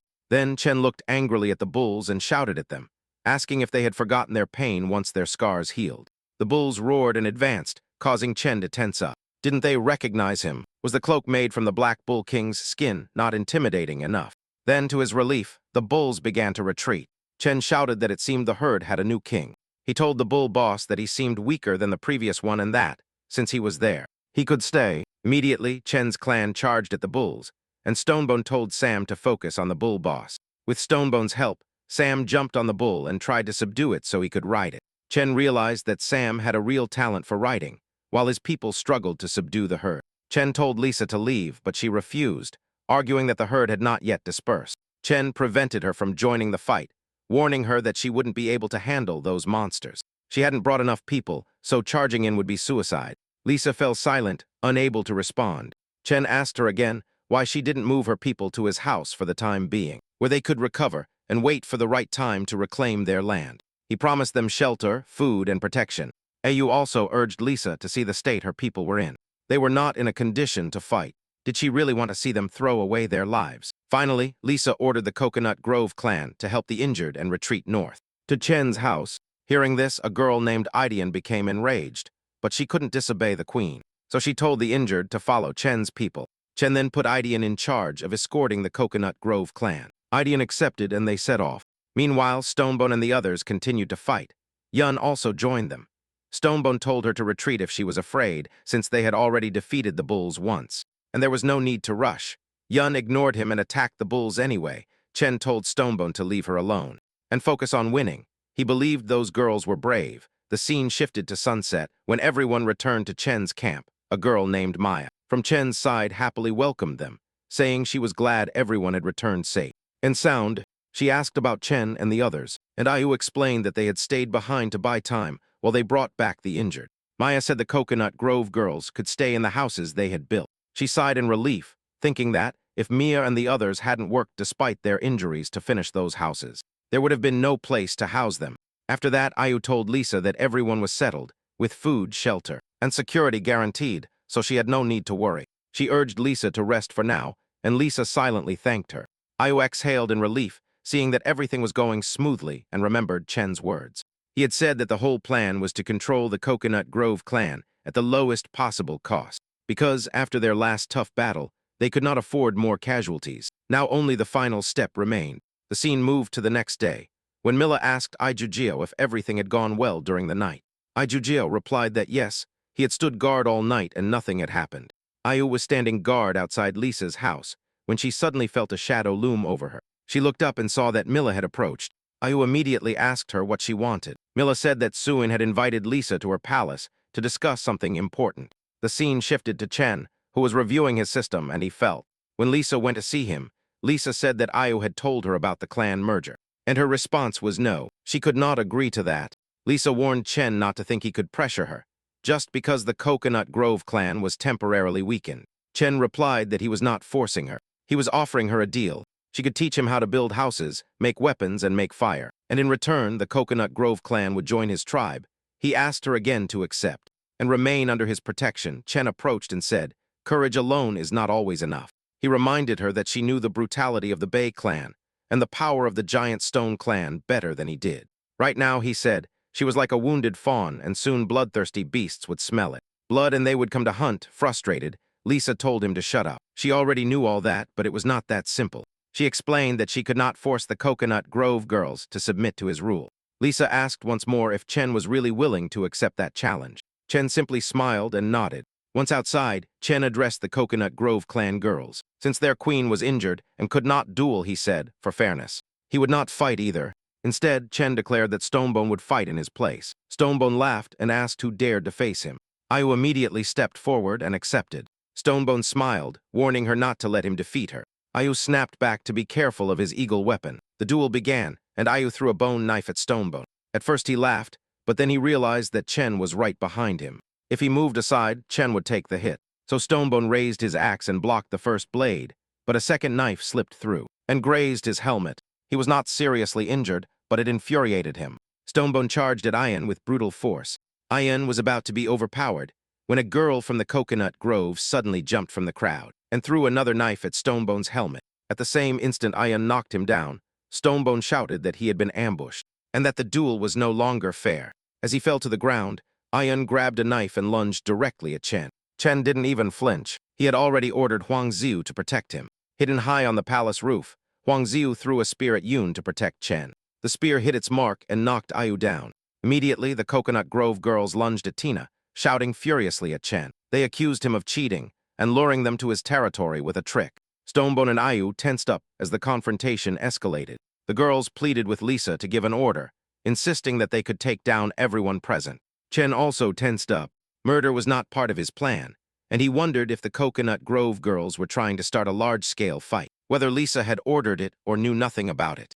If the queen had ordered it, she could even use Lisa as a hostage. But to his surprise, Lisa angrily ordered her people to stop. She shouted, asking if they really thought their petty plan could deceive her. She said she would never allow friends who had helped them to be treated so disgracefully. Lisa added that she would not investigate who had joined the murder plot, but the duel was still a defeat for them. Then she told Chen that Ayan was the bravest and most loyal warrior in the Coconut Grove clan. Without her, Ayan would never have given up her pride for something like this. Lisa said she knew Chen possessed extraordinary, almost miraculous abilities, so she asked if he could be generous enough to spare Tina's life. The Coconut Grove clan would be forever grateful to him. Chen put on a stern face, but inwardly he was relieved that this was not the worst outcome, and that control of the situation was back in his hands. Thinking of the hemostatic ointment, he told Lisa not to worry. Ajun would not die. After all, they were allies. At this moment, one of the girls urged Chen to hurry. Ajun was rapidly fading as he prepared to help. Chen decided to overlook Tina's murder attempt for the common good, but her actions could not go unpunished, so he used only a little medicine, just enough to keep Ayu alive without completely healing her. and he saved the rest of the ointment for his own wounds. After healing her, he told the others to take Ayun back home, and told them she would recover in a few days. Seeing that the Coconut Grove clan girls began to praise Chen, convinced that they had witnessed a miracle, Chen hugged Lisa and asked if her people could join his tribe, now radiant with happiness. She replied joyfully, yes, smiling. Chen told Lisa that she could continue to lead her people always. And when they followed his orders, Lisa then said she had one last request. Chen had to become her partner, and they should hold a ceremony to make it official. Hearing this, Chen blushed with joy. For him, it was like a gift, fallen from the sky. He imagined the exchange of wedding rings, a bridal chamber, a daughter raising her together, watching her get married, growing old side by side, and finally passing on to the afterlife together. Seeing Chen's strange expressions, Lisa nervously asked what's wrong. Don't you want the union ceremony? Chen quickly said that, of course, he wanted it and hugged her tightly. Then he told Lisa to rest and recover well, as he also needed time to prepare for the ceremony. He ordered everyone else to go rest too, telling them to come back in a few days for the ceremony. After that, the system informed him that his tribe had been officially established, and asked him to choose a name. Looking more closely, Chen saw that the tribe only had 46 members and wondered why 4 were missing. He called it the Tribe of Newcomers. Then Chen began to think about how to deal with the Bei clan, even considering taking some of their members as prisoners, although he was not sure if captives would count towards the tribe's population. Then he heard several Coconut Grove girls whispering. They said they used to like Chen's smile, but now he would end up like the men who became the queen's partners before being dismembered during the ceremony, and then devoured. Chen froze. The queen ate men. He wondered if that explained why the Coconut Grove clan had so few men. Then someone suddenly approached him from behind, making him scream and beg them not to hurt him. Milla revealed herself and asked why he was so scared, still startled. Chen asked her what she wanted. Milla asked if he really intended to become that rude woman's partner. Lisa, Chen admitted that he might have to reconsider, as accepting the ceremony had been too hasty. Milla asked if he was serious. Chen said he thought he was going to have a girlfriend, but Lisa turned out to be more of a praying mantis. Milla began to celebrate, until Ayu intervened and asked her why she had run away when she was supposed to be resting. Blushing, Milla said she wanted to be with Chen. He replied sadly that he needed to be alone, and suggested the Coconut Grove girls help with the camp construction if they wanted. Ayu nodded and began to lead Milla back. Still, Milla kept telling Chen to think carefully and choose her over Lisa. After that, Chen decided to go talk to Lisa about all this. The next day, Chen woke up and saw that everyone was getting along surprisingly well, and even the Coconut Grove clan was helping to build houses. He went to the agricultural area, where the Coconut Grove group's temporary camp had been set up. When he arrived, John greeted him and asked if he had come to see the queen. If so, he told him that Lisa was near the river. John then informed Lisa that the king had arrived, and Lisa asked everyone else to leave. Once they were alone, Lisa asked if something urgent had happened. Chen said no, he had just come to see how her wound was healing. Lisa replied that she would fully recover in another 2 or 3 days. Then Lisa asked if Chen wanted to start their romance soon. Chen said no. Then he asked her name. Lisa told him he could call her Lisa. That was the name the former queen had given her, but no one had used it since her exile. Hearing this, Chen felt even more uneasy, thinking that he would either obey or be exiled, and that it would be better to rename the clan the Praying Mantis Clan. Chen asked if the former queen had also had partners, and where they had ended up. Lisa replied that they had all been devoured by her clan, as queens usually consumed their partners for more power. Chen became even more alarmed, but relaxed a little when Lisa said that was the former queen's custom, and that she had no intention of keeping it. Chen felt somewhat relieved and asked if she had ever devoured anyone. Lisa said she had only recently become queen and had never had a partner, so she had never had the chance. Chen said goodbye and left to prepare for the ceremony. On the way back, he thought that if being devoured was not a risk, perhaps he should talk to Mia. Suddenly, Lisa added that, although she didn't eat people if anyone harmed her later, she would not hesitate to punish them severely. A while later, Chen walked through the living area, watching everyone work. Then he realized he only had 7 days left to complete the mission, so he decided to capture prisoners first and secure it. Chen told Stonebone that he would be out for a while. During that time, Stonebone should organize everyone's work, and if anything urgent arose, send someone to look for Chen on the southern beach. The scene then shifted to the southern sea beach, where Chen saw something shocking, and wondered what had happened. Had the Bei clan been annihilated? Bulls roamed freely among the corpses, so Chen realized that the area was safe for the time being. He inspected the bodies of the Bei clan, and noticed that they still retained some elasticity. With no smell of decay, The battle that had killed them had ended only recently. Chen also saw that the claws on their fingers were unusually sharp, and the wounds matched those claws. He began to wonder if the water lunatics had fought each other. That made finding survivors even more urgent. There he found a corpse with no internal injuries, but with its face contorted in agony, as if it had died painfully. As Chen tried to figure out what had happened, Sam suddenly appeared out of nowhere, shouting that a group of B clan members were causing chaos at their base. Hearing this, Chen immediately ran back towards the base. The scene shifted to the base, where Stonebone told everyone to stay together, save strength, and prepare for hand-to-hand combat. They threw wooden spears, but the lunatics of the Bella's clan dodged without a scratch. As the lunatics approached, Stonebone told everyone to remain calm and fight as best they could. The only important thing was not to let them drag anyone into the water. If that happened, they would have no chance. The lunatics lunged at them, but a hail of stones slowed their charge. At this moment, reinforcements from Queen Lisa arrived. Lisa asked Stonebone what's happening. Are they enemies of the B clan? And why have people from the far south suddenly appeared at our base? Stonebone said he had no idea. The lunatics had suddenly emerged from the South River and stormed the base like madmen. Then both sides engaged in a brutal battle. Lisa herself joined the newcomer clan in the battle. She tried to talk to the fighters of the Bay clan, but got no response, making her realize that something was seriously wrong with them. As Lee exchanged blows with one of the attackers, a larger lunatic tried to ambush her.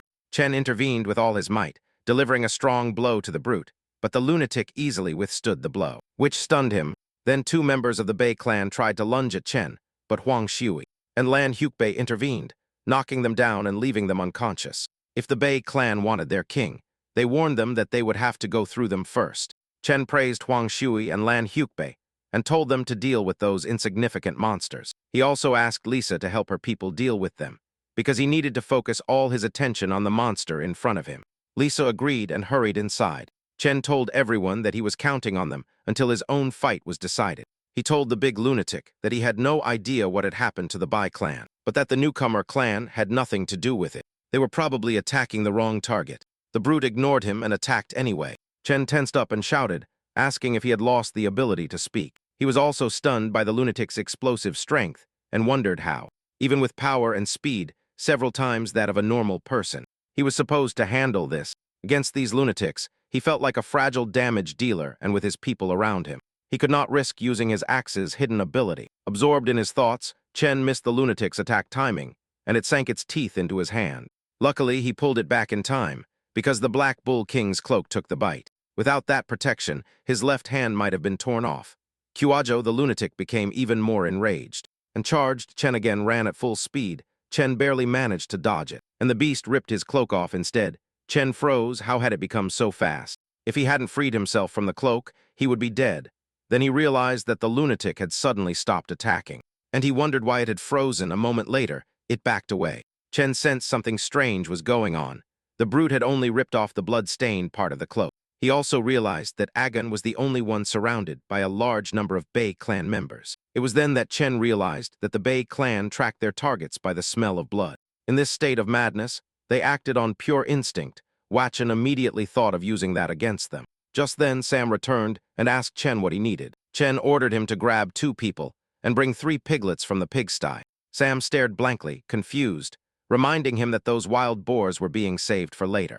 Chen snapped at Sam to just do it, silently getting angry because the Bee clan was forcing him to sacrifice 3 valuable wild boars, and that he would make them pay later. Next, he told Lisa to get all the injured out of the fight. Shortly after, Sam returned with the piglets. Chen told him to release the piglets towards the river. As soon as they were released, the frightened piglets ran towards the water for shelter. But Huan Su was waiting for them with spears and attacked the piglets. As soon as they were injured, all the lunatics of the Bei clan turned towards them and began to tear them apart. As the lunatics feasted on the piglets, Chen ordered everyone to coat the tips of their spears with paralyzing drug and avoid vital points. Then, to his surprise, Huan Su said that the Bei clan lunatics were behaving strangely again. When Chen looked, he was stunned to see the lunatics writhing strangely before slowly collapsing to the ground. Chen angrily demanded to know if Sam had poisoned the piglets. Taro Sam denied it. That only made Chen more wary, and he ordered everyone to keep their distance and stay alert. He couldn't understand what was happening to the Ben clan and why this was occurring. A while later, the scene shifted to the cultivation area, where all the Bei clan members had been locked in cages. Io told everyone to stay alert in case any of them moved. When the Bay clan captives woke up, they immediately began to ask for help. Io sent a girl to inform King Chen. After a while, Chen arrived and asked what was happening. He found all the Bay clan members desperately asking for water. Chen first asked Ion where Hector, the leader of the Bay clan, was. She said Hector had been isolated from the others. When Chen reached Hector's cage, he too was asking for water, so Chen poured some from a bottle. Then he asked Hector if he could understand him, and Hector replied yes. Next, Chen handed over the word to Ayu. Ayu gave Hector water to drink and told him to take as much as he wanted. Hector said his people also needed water and asked Chen to share it with them. Ayu assured him that everyone would get some, and then asked if he was ready to answer some questions. Hector nervously asked why they had attacked his clan. Just for that, he added that he had heard the Giant Stone clan was strange, but he never imagined they would be so extravagant. Aju asked him if he was claiming that the Giant Stone clan had attacked them. Hector was surprised and said that Thor had never told him that Chen's clan was not the Giant Stone clan. Aju explained that they were the newcomer tribe and that Chen was their king. Hector said he had never heard of any newcomer tribe, so the Giant Stone clan must have driven them far away. Ayu told him he was mistaken again. Hector had been captured because he had attacked their lands, and the newcomer clan had nothing to do with the Giant Stone clan. It was the Bay clan that charged like rabid beasts. Hector refused to believe it, saying he remembered nothing of what Io was describing. So Io asked him to tell them everything he remembered. Hector said that his clan had been living near the southern fish, passing the time with their usual internal fights and games. Then suddenly, one of the children ran to him, crying because someone had taken his dodo bird. Hector told the child to be brave and fight for his things, thinking that Scully and the others had stolen it. But the child said, "No, those strange people took it from me." When Hector looked, he saw the men of the Giant Stone clan, furious, demanding to know why they were in his territory. The leader of the Stone Giants did not respond. He simply ordered his people to attack the Bay clan. Hector was stunned by the sudden ambush and couldn't understand why it was happening. He said he was knocked unconscious in the fight and that, when he woke up, he was already locked up by the newcomer clan. Chen then told Hector that he had visited his village before and that no one was left alive there. If they hadn't spared the lives of the surviving members of the Bay clan, it would have already disappeared. Disappeared? Hearing this, Hector was devastated, overwhelmed by the pain of not being able to save his people. Suddenly, something fell from Hector's body. You picked it up and told Chen to look at it. When Chen examined the leaf through the system, he identified it as industrial hemp, a herb known for relieving pain and causing hallucinations when smoked. That discovery put Chen on edge, and he wondered if the Giant Stone clan was behind all of it. Later, everyone was busy giving water to the Bay clan captives. Meanwhile, Chen collected leaves from all the Bay clan members and observed the same strange clue on all of them. He remembered that Sam had once said that the leader of the Giant Stone clan had obtained some kind of divine power. Now it seemed less like a god and more like something evil. Chen guessed that the industrial hemp had probably led the Bay clan to attack each other. He also suspected that the Giant Stone clan had orchestrated all of this, as the crazy assault of the Bee clan on the newcomer tribe's territory could not have been accidental. If the Giant Stone clan had deliberately sent the Bay clan here to sow chaos and die, by then the newcomer tribe had already attracted attention and had been marked as a threat. Even Hector, with all his brute strength, had been reduced to a puppet in the hands of others, which showed that the Giant Stone clan was no minor threat. Chen checked his stats and saw that 3 strength points might not be enough. He needed to level up before the real threat arrived. Ayu approached and warned him that Hector was on the verge of a mental breakdown, and that if that happened, they might not get any more answers. Chen said they didn't have time to wait for Hector to recover. Danger could strike at any moment. Ayu asked if he meant that the Giant Stone clan planned to attack their base. Chen said it was hard to explain, but he believed that the Giant Stone clan had used industrial hemp leaves to control the Bay clan. He insisted that no one knew what would happen next, so they had to revive Hector's memories quickly and get more information. Chen told Stonebone to stop blaming himself, as once someone inhaled the toxic smoke from the industrial hemp leaves, strength alone was useless. Then Chen held up the leaf and asked Hector to look at it. As soon as Hector saw it, he said the smell was familiar. He vaguely remembered smelling that scent while fighting those bastards, but at that time he was buried under all sorts of smells. He only knew it was pungent and disgusting.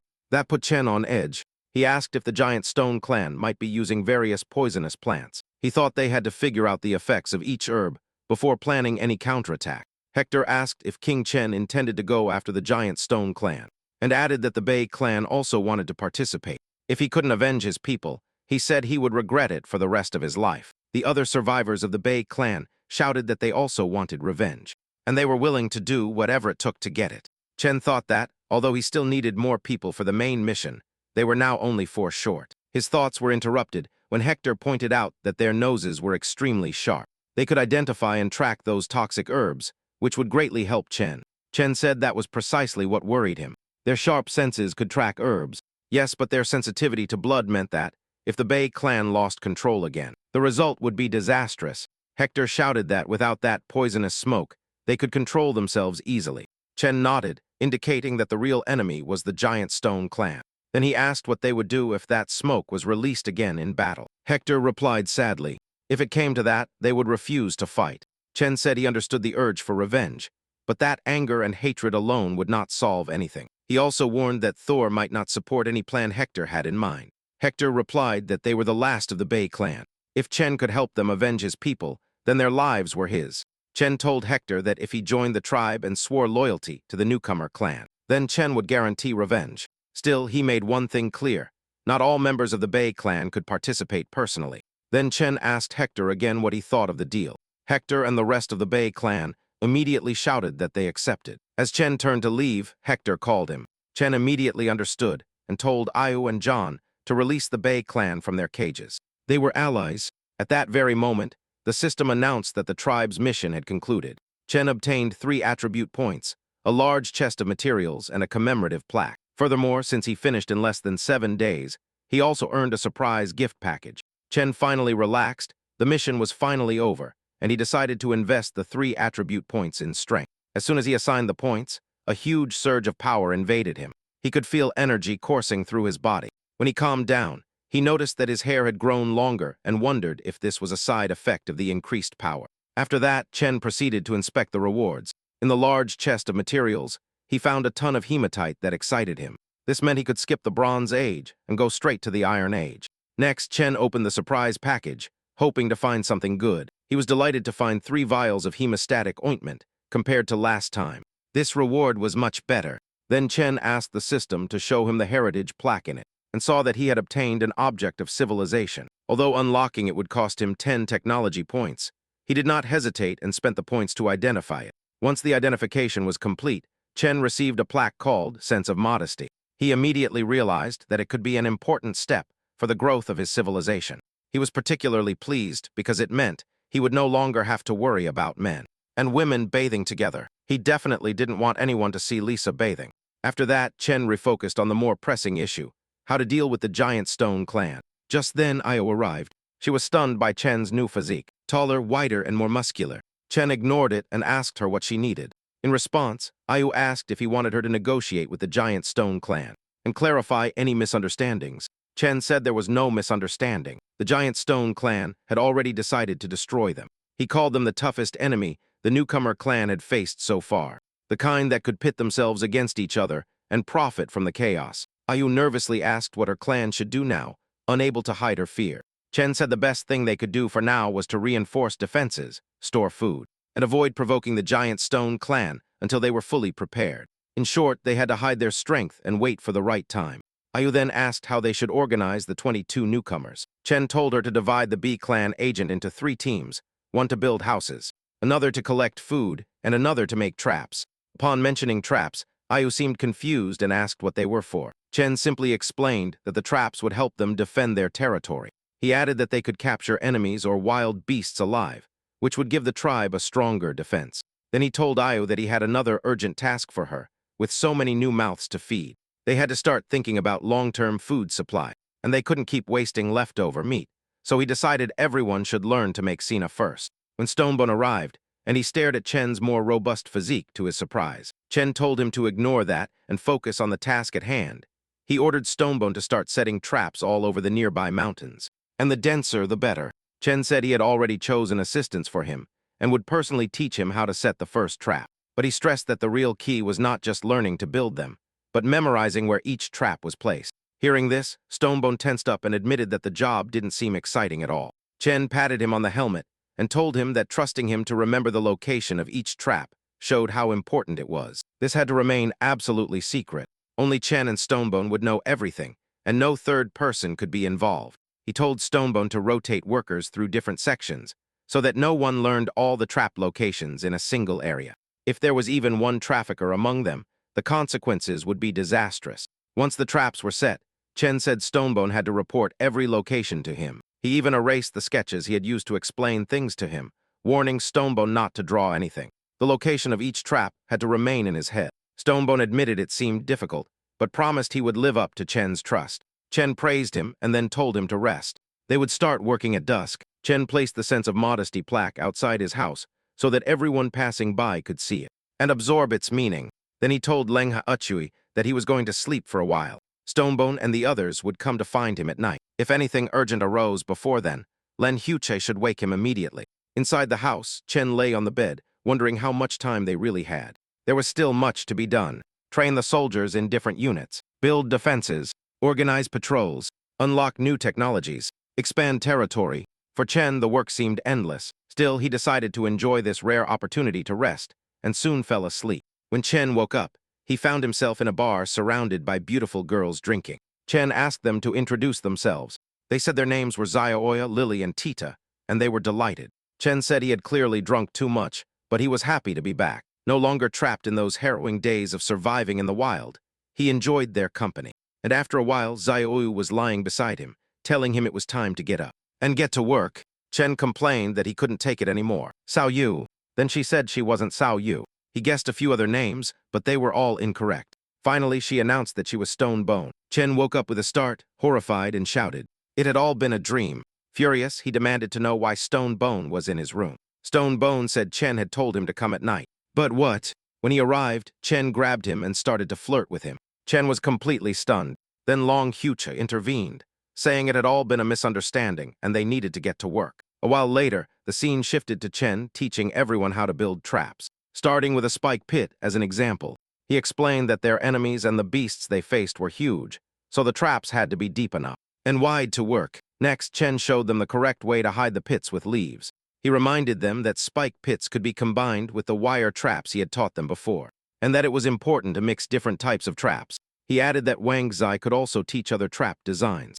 Wang Zai seemed confused and said he didn't know any traps. Chen asked if he remembered the moving target from spear training. If they replaced the log with a net and added a trigger, it could become a trap. After that, Chen left the work to Stonebone and the others and quietly returned, hoping to reclaim the sleep he had just lost. Back in the territory, Chen was surprised to find the place empty. At this hour, there was normally already someone awake and working. He went to check the houses, but when he tried to enter the girl's house, the women inside immediately shouted for whoever it was to stay outside. When Chen asked what was wrong, their voices became serious. Some were half-dressed, so none wanted to come out. That made Chen suspect that the commemorative plaques and the sense of modesty were affecting them.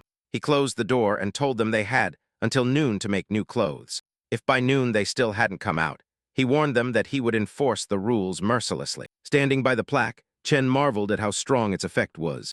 Then Stonebone came running, shouting his name. When Chen turned around, Stonebone excitedly told him that they had discovered something while digging traps. Chen immediately cheered up. What Stonebone had found was flint. An excellent find. He explained that flint would offer endless possibilities, especially since hitting it hard could create sparks. Chen and Stonebone hurried back to the place where they had found it. Once there, Stonebone pointed to the spot and said they had dug around that stone. With just a glance, Chen realized that there wasn't much flint there as it wasn't a dry and salty wasteland. If the flint had formed naturally, there was only one probable explanation. He told Stonebone to inspect the ground more carefully. Stonebone nodded, saying that this patch of land was softer than the rest, and that there seemed to be things buried inside that didn't look like normal rocks. When Stonebone tasted it, he panicked immediately. It was dung, and he felt sick after getting it in his mouth. Chen, for his part, had already guessed that there was probably a large dung pit underneath. He was baffled. Had another primitive tribe ever lived here that had come to use something like latrines? Or had this been the ancient lair of the giant stone clan? Chen told Stonebone to collect the flint, bury everything again, and leave no trace. He also ordered more traps to be placed nearby, signal towers to be built on high ground, and guards to be posted in rotating shifts. Stonebone just stared and then blurted out, confused beacon towers. What was Chen talking about? The scene fast-forwarded 4 days. Chen walked through the territory, looking at the numerous houses that were new to him. This was the first real step towards happiness. Suddenly, Mia ran towards him and almost scared him to death. He quickly called Len Uch to help him stop her, but it was too late. Mia lunged at Chen with a hug with all her might and unintentionally crushed a house in the process. Len Huchi nervously asked if Chen was okay and told Mia to get away from him immediately. Seeing that Chen was injured, Mia hugged him even tighter, begging him not to die. They had just finished building the houses and couldn't lose him now. Chen complained that he was running out of nonsense. Then he asked if Mia had said the houses were finished, she felt, and proudly reported that there were 2 rows of houses, 10 in total, enough to comfortably house 50 people. Satisfied, Chen patted her head and praised her work. Then he told Mia not to act so recklessly again, and punished her by making her repair the broken house. After that, he went to inspect their food reserves. When he reached the riverbank, Chen saw the Bei clan happily fishing while Ayu and several girls helped to lay out the catch to dry. Chen remarked that compared to building houses or digging traps, the Bei clan was much more capable of getting into the river and fishing. With their help, the new tribe had clearly obtained more food and more variety. Len Guchui praised Chen for all that they had accomplished, saying he had provided them with such a prosperous life. Chen said maybe so, but he still wondered if the way he had subdued the Coconut Grove clan was really right, and what tricks they might use next. Len Huchi told him not to second-guess himself. Chen's orders were his will, and in their eyes, there was nothing wrong with what they had done. In this world, he said, only the strong survive. Tribes large and small destroy each other every day. So winning with the fewest possible losses was a mercy to both them and the Coconut Grove clan. Chen smiled and said that Len Guchui already possessed the most important qualities needed for the path ahead. Then Chen asked him to go inspect the border defenses, convinced that the Bei clan might still have more surprises in store. Like that mysterious force of frogmen, the scene shifted to Stonebone and the others working on the traps and towers. When Chen arrived, he asked Stonebone how the traps and signal towers had been arranged. Stonebone said that, following Chen's orders, the signal towers to the west, south, and north were all finished, but that after assigning 6 people to watch the towers and shifts, they had very few workers left. Stonebone explained that, to finish on time, they had to leave early and work on the mountain before nightfall. Chen understood the labor shortage and decided that from that day on he and Len Choi would go up the mountain to help. This Nebon protested, saying they could manage, but Chen interrupted. It was a critical moment, so every second counted. He kept wondering if the Stone Clan Giant had ever lived nearby. If so, maybe they knew that terrain better than his own people. And if they attacked while his tribe was not yet ready, the next surprise attack might be even bigger that night while everyone was working. And Chen worked alongside them. He suddenly looked towards the western signal tower and had a bad feeling. He wondered if it was just his imagination. Then suddenly, shouts were heard from the southern signal tower. Surprised, Chen jumped up and looked in that direction, where he saw the distress signal. Chen shouted for everyone to get moving. The southern signal tower was under attack. Chen took off towards the south at full speed, although he knew the location of all the traps and counted on the 2-point agility boost. It still took him at least 5 minutes to reach the southern mountain. He could only pray that nothing would happen in those 5 minutes. At the southern tower, Wansier was on patrol. When he realized that traps had been triggered near the tribe, he didn't understand how the enemies had managed to get so far in. He also thought that another group might have seen the fire signal and was approaching, taking advantage of the chaos. And deciding that it was best to strike first, he went to find the intruder. Huangxi ran towards the sound and lunged with his spear, but the opponent was strong. He knocked the spear aside with a blow and forced him to dodge. To his surprise, the figure instantly went on the offensive, leaving Huangxi almost no time to react and causing him to panic and raise his guard. To his relief, the attacker stopped and revealed himself to be Chen, who was stunned. Huangxi asked him why he was on the south side. Chen said there was no time for explanations and asked him if he knew where the traps had been triggered. Huang replied that he did and pointed to the spot. Adding that he had been the one to light the beacon, Chen told him to wait for the others, to take the safe route and to lead them there after him. When Chen reached the triggered traps, he sensed no one else around. The silence was unsettling. It was clear that this was not a wild beast they had trapped. And given that the trapped person was not asking for help, Chen wondered if they were alone, or if they had already lost consciousness. When he looked into the trap, he was stunned to find Lisa. He demanded to know what she was doing there, when she was supposed to be recovering from her injuries. Lisa snapped, asking him why he was standing there interrogating her instead of helping her out. Chen only smiled and teased her by tickling her feet until Lisa, furious, told him to get her out of there. Right at that moment, they heard Huangxi and the others approaching. Lisa snapped at Chen that if anyone saw her like this, he had better make sure they kept their mouths shut. Chen tensed up and told her to wait while he dealt with them. He shouted for everyone to stop where they were, and not to come any closer. It was dangerous and they could die if they approached. Stonebone seemed perplexed and wondered if Chen had fallen into an ambush, Should they rush in to save him? Juan said probably not. From Chen's tone, it didn't seem like they were in distress, but rather that he didn't want them to see something. Stonebone muttered that Chen had seemed strange since the fight. Even the women avoided them when they bathed, and everything seemed different somehow. Although he couldn't explain it, meanwhile, Chen freed Lisa and laughed, saying he would never have expected her, specifically her, to fall into the trap, but at least now they knew it worked. Lisa also laughed, saying she didn't expect him to know so many strange tricks. Chen then asked her what had brought her here in the middle of the night, and Lisa replied that she had overheard the Bei clan talking that afternoon. She explained that 2 members of the Bei clan were saying they would like to go to the shore to fish, for shrimp or clams to have more strength for work, but the path to the shore was blocked by a pack of fierce hyenas, so no one dared to go for fear of being attacked. Back in the present, Lisa said that was why she had gone out at night, to find a safer route. Chen said he had traveled that path many times, and there were no hyenas there. 5 days earlier, he suspected that someone from the Bei clan had escaped recently, and had brought the pack to the area. Lisa asked if there was a problem with the Bei clan, and suggested executing them. Chen immediately replied no. That was not what he meant. He was thinking about the security gaps they hadn't detected, and said they needed patrols. He also insisted that they needed to clear the path to the beach and make it safe. Chen added that the fish and shrimp were just a bonus. The real priorities were the dodos and their eggs. He also suggested opening a salt pan to dry the salt. Then he made it clear, at dawn they would deal with the hyenas. Lisa said she would handle the patrols and the hidden sentinels. Still, she urged Chen to think twice before hunting the hyenas and expanding their territory. Chen smiled and asked if she was worried about him. Nervously, Lisa told him not to rush. She warned him that, with so few people, guarding 2 separate areas could be dangerously reckless. She also reminded him that the beach had already been attacked once by the giant stone clan. What if they came back? Chen replied, precisely because of that the beach was relatively safe now. He explained that their main camp, the beach outpost, and the southwest mountain giant stone clan formed a triangle. If supplies and messages flowed smoothly between the camp and the coast, both fronts could support each other. Lisa admitted that she didn't quite follow his reasoning, but since he had already decided, she agreed. A while later, Chen, Hector, Len Huchu, and several members of the Bei clan headed towards the spot where the child had seen the hyenas. Hector asked the child if he was sure it was that way. There was no trace of blood.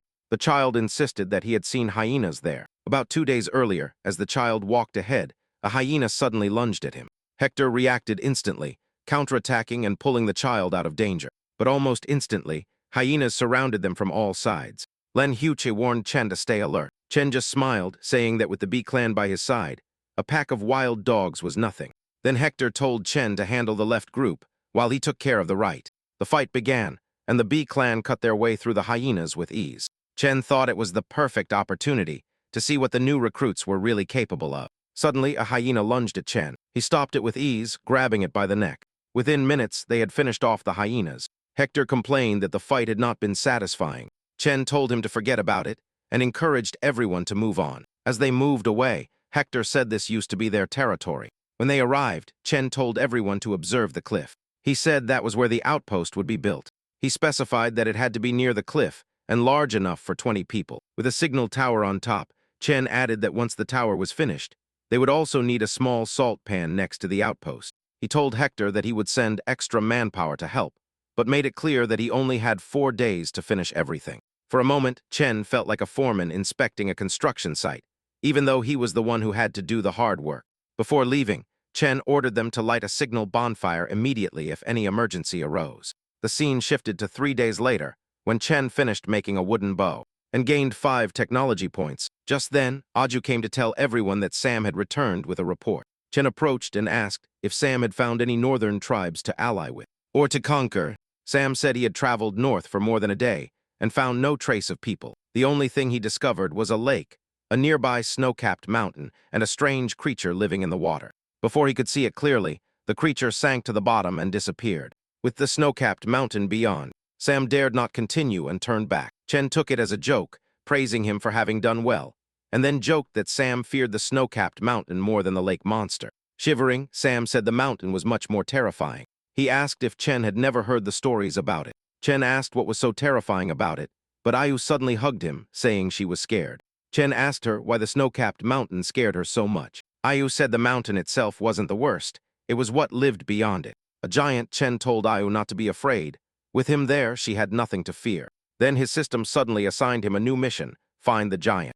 And he would receive an attribute point. Chen was stunned. Why would simply seeing a giant give him a point?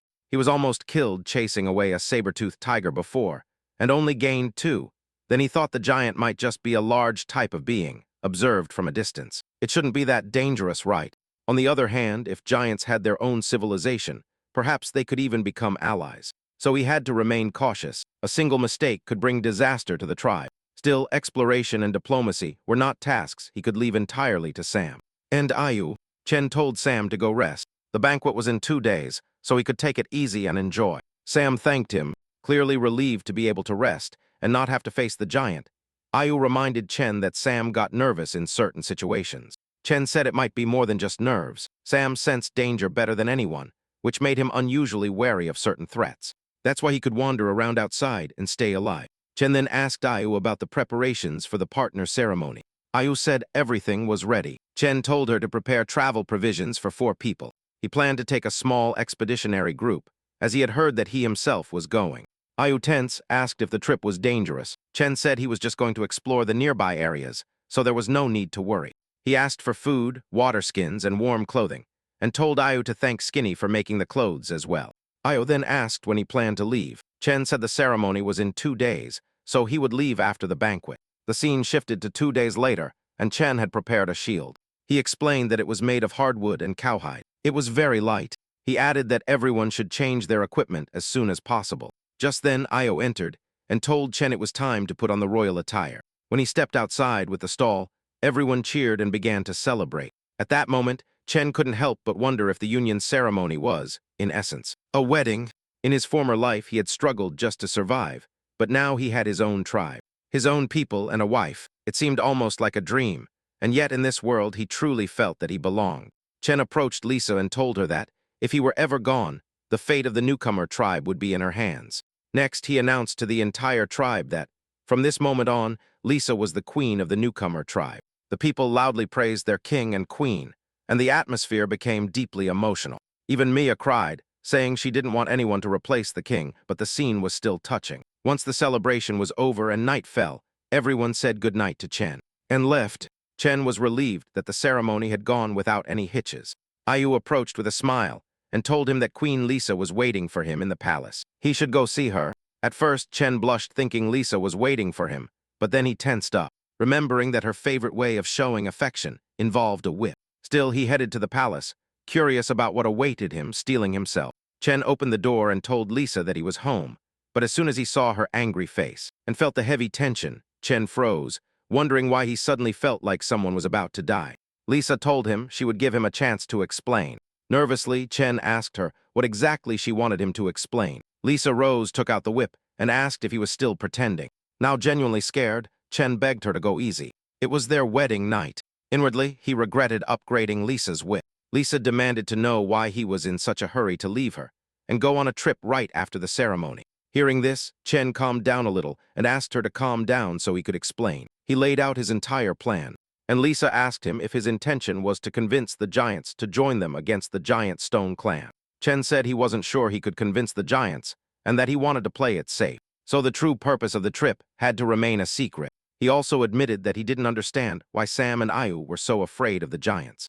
Lisa heard this and asked if it wouldn't be better for her to go with him. Chen refused, saying one of them had to stay with the tribe and that besides, she had something more important to do. Lisa asked what that was. Chen took out a stone sling and said he would teach her how it worked. Later, he explained that by the time he returned, he needed her to train a team of sling shooters. The scene shifted to the next morning, with Chen heading towards the giants' territory alongside Huang Su. Hector and Tina, he was even humming to himself, but Yun glared at him seeing that. Chen became nervous and wondered if Yun was deliberately walking behind him, waiting for another chance to ambush him, but there was nothing he could do. That had been Lisa's decision. What happened last night was simple. When Chen tried to flirt with Lisa, she snapped at him to stop teasing her, then asked him why if he needed 3 companions. He hadn't chosen people from the Coconut Grove clan or the Bay clan. Chen said he wanted Hector to go with them because he had seen his fighting skills firsthand. As for the beach outpost, Stonebone would take care of it for now. Lisa said she didn't care who else he chose, but insisted that she had to go with him. She said she would only feel safe if Ayu stayed by her side. Lisa approached and assured Chen that she had already severely punished Ayu for the last incident, so he had nothing to worry about. Back in the present, Chen was still nervous. Ayu, walking behind him, kept her anger simmering and her nerves on edge. At that moment, Chen clung to Huang Xiu like a lifeline, convinced that, if anything happened, only Huang Xiu could get him out of there. Huang Xiu muttered that he felt like someone was watching them, but then dismissed it, thinking it was probably just his imagination. Hector asked Chen if he knew there was a lake ahead. Chen nodded, saying Sam had mentioned it before. Hector laughed and guessed that Sam must have also seen the giant, because when he was young, he once saw it swallow a leopard in an instant. He added that he was lucky to survive seeing it as a child, and that this time he was hoping for a real fight with the lake monster. Chen was stunned. How was encountering such a creature considered lucky? He told Hector that monsters like a lake beast didn't interest him much. Only something even stronger, like the giants that made Wangsa tremble, would excite him. And he nervously pleaded with Chen not to wish for that. Chen said he was just joking. Then he asked if giants really existed. Wangsa began to explain that. Before meeting the king, his tribe had more than 30 members. Then one day he stumbled upon a giant, and the entire clan was helpless. Everyone scattered in panic, even though he was very young. Then Wang Su said that none of the survivors could ever forget that horrible sight. Now Chen finally understood why Sam and Ayu trembled every time giants were mentioned. Hector intervened and warned everyone not to eat the fruit nearby. He tasted it as a child and paid dearly for it. Chen examined the fruit with his system and confirmed that it came from poisonous plants. He thought the unknown plants around them could be useful, so he asked the system to scan and identify them. The results stunned him. Every single plant had great medicinal value. Chen was amazed. Practically the entire forest was packed with medicinal herbs. Then he noticed something that seemed strangely familiar, and after examining it, he identified it as a cereal herb. Chen immediately cheered up, excited to have found cereal seeds, and soon received a side quest related to the plants: obtain various types of cereals in large quantities, and successfully cultivate them within 180 days. Chen immediately thought that they could finally engage in agriculture, and that, once they found clay, they could cook, make medicines, and more. As the grain was not yet ripe, he decided to return later to harvest it. Just then, Chen sensed something strange. It wasn't Tina's hostility. This time Wang Sa pointed something out, and Chen turned sharply, expecting danger. Instead, he found a leaf with sturdy fibers perfect for making rope, cloth, or even paper. He praised Huang Xiu for finding something so useful, already imagining better clothes. But Huang Xiu clarified that he wasn't referring to that strange herb. He was referring to the noise behind the bushes. When Chen looked over there, a hyena emerged from the bushes. He surmised that the pack had been following them all along, and that the eyes he had sensed earlier were probably those of these hyenas. Realizing that they might have returned for revenge, Chen told everyone not to let them escape and urged them to eliminate the threat. The fight began. Hector charged at them, furious, determined to finish off the hyenas this time. But suddenly one was surrounded by 2 or 3 hyenas lunging at her. Hector rushed to her and saved her with ease, telling her not to thank him. It was his job. Then the hyenas began to retreat, and Hector laughed, saying it was a shame they were running away. Chen immediately shouted not to let the hyenas escape, because he was tired of being ambushed time and again, and they went in pursuit. But Chen quickly realized that, even with 2 extra agility points, he could barely match their speed, so keeping pace was unrealistic. Then an unsettling silence befell what was behind him. When he turned around, he froze. Ayu had not been trapped by some unknown plant monster. Chen wondered what it was, and upon checking, he discovered it was a crimson king flower, a huge plant that secreted corrosive slime and actively hunted nearby animals for food. Chen was stunned. It was a carnivorous flower, first the saber-toothed tigers, then the giants. And now this, the primitive era, was getting further and further from anything he understood.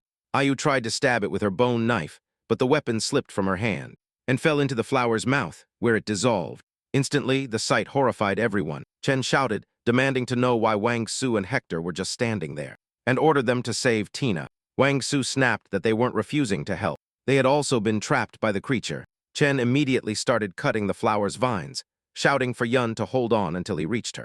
Ai Jun shouted, telling Chen to forget her and save Hector and Wang Su instead, and to flee before he could reach her. The carnivorous flower swallowed her whole. Rage consumed Chen, but he forced himself to focus on saving Hector first, and Wang Su. Then, to his surprise, the hyenas attacked from behind as well. Hector helped by throwing something at the hyenas to make them retreat, and warned Chen not to come closer. It was a trap set by the hyenas. Wang also shouted at Chen to run, telling him that he could still escape alone. while they held off the pack as best they could. Still, Chen kept fighting the vines, realizing they weren't particularly fast. The hyenas were just taking advantage of the distraction.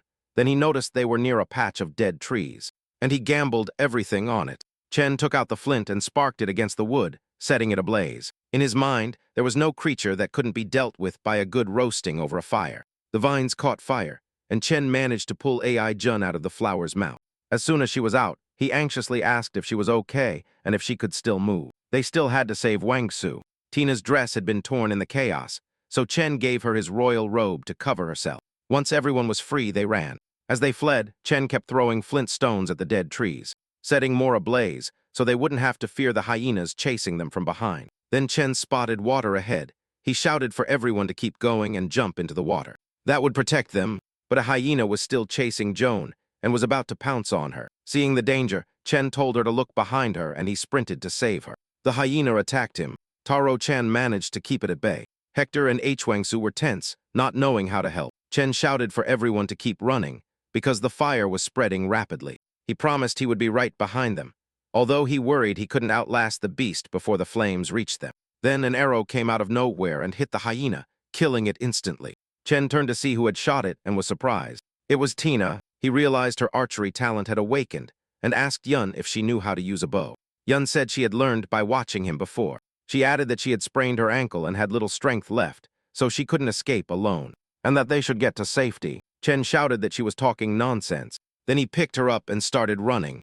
Hector shouted at Chen to hurry. They were running out of time. He even asked Wang Su if he wanted to go faster if he carried him on his back with his strength. But Wang Su refused.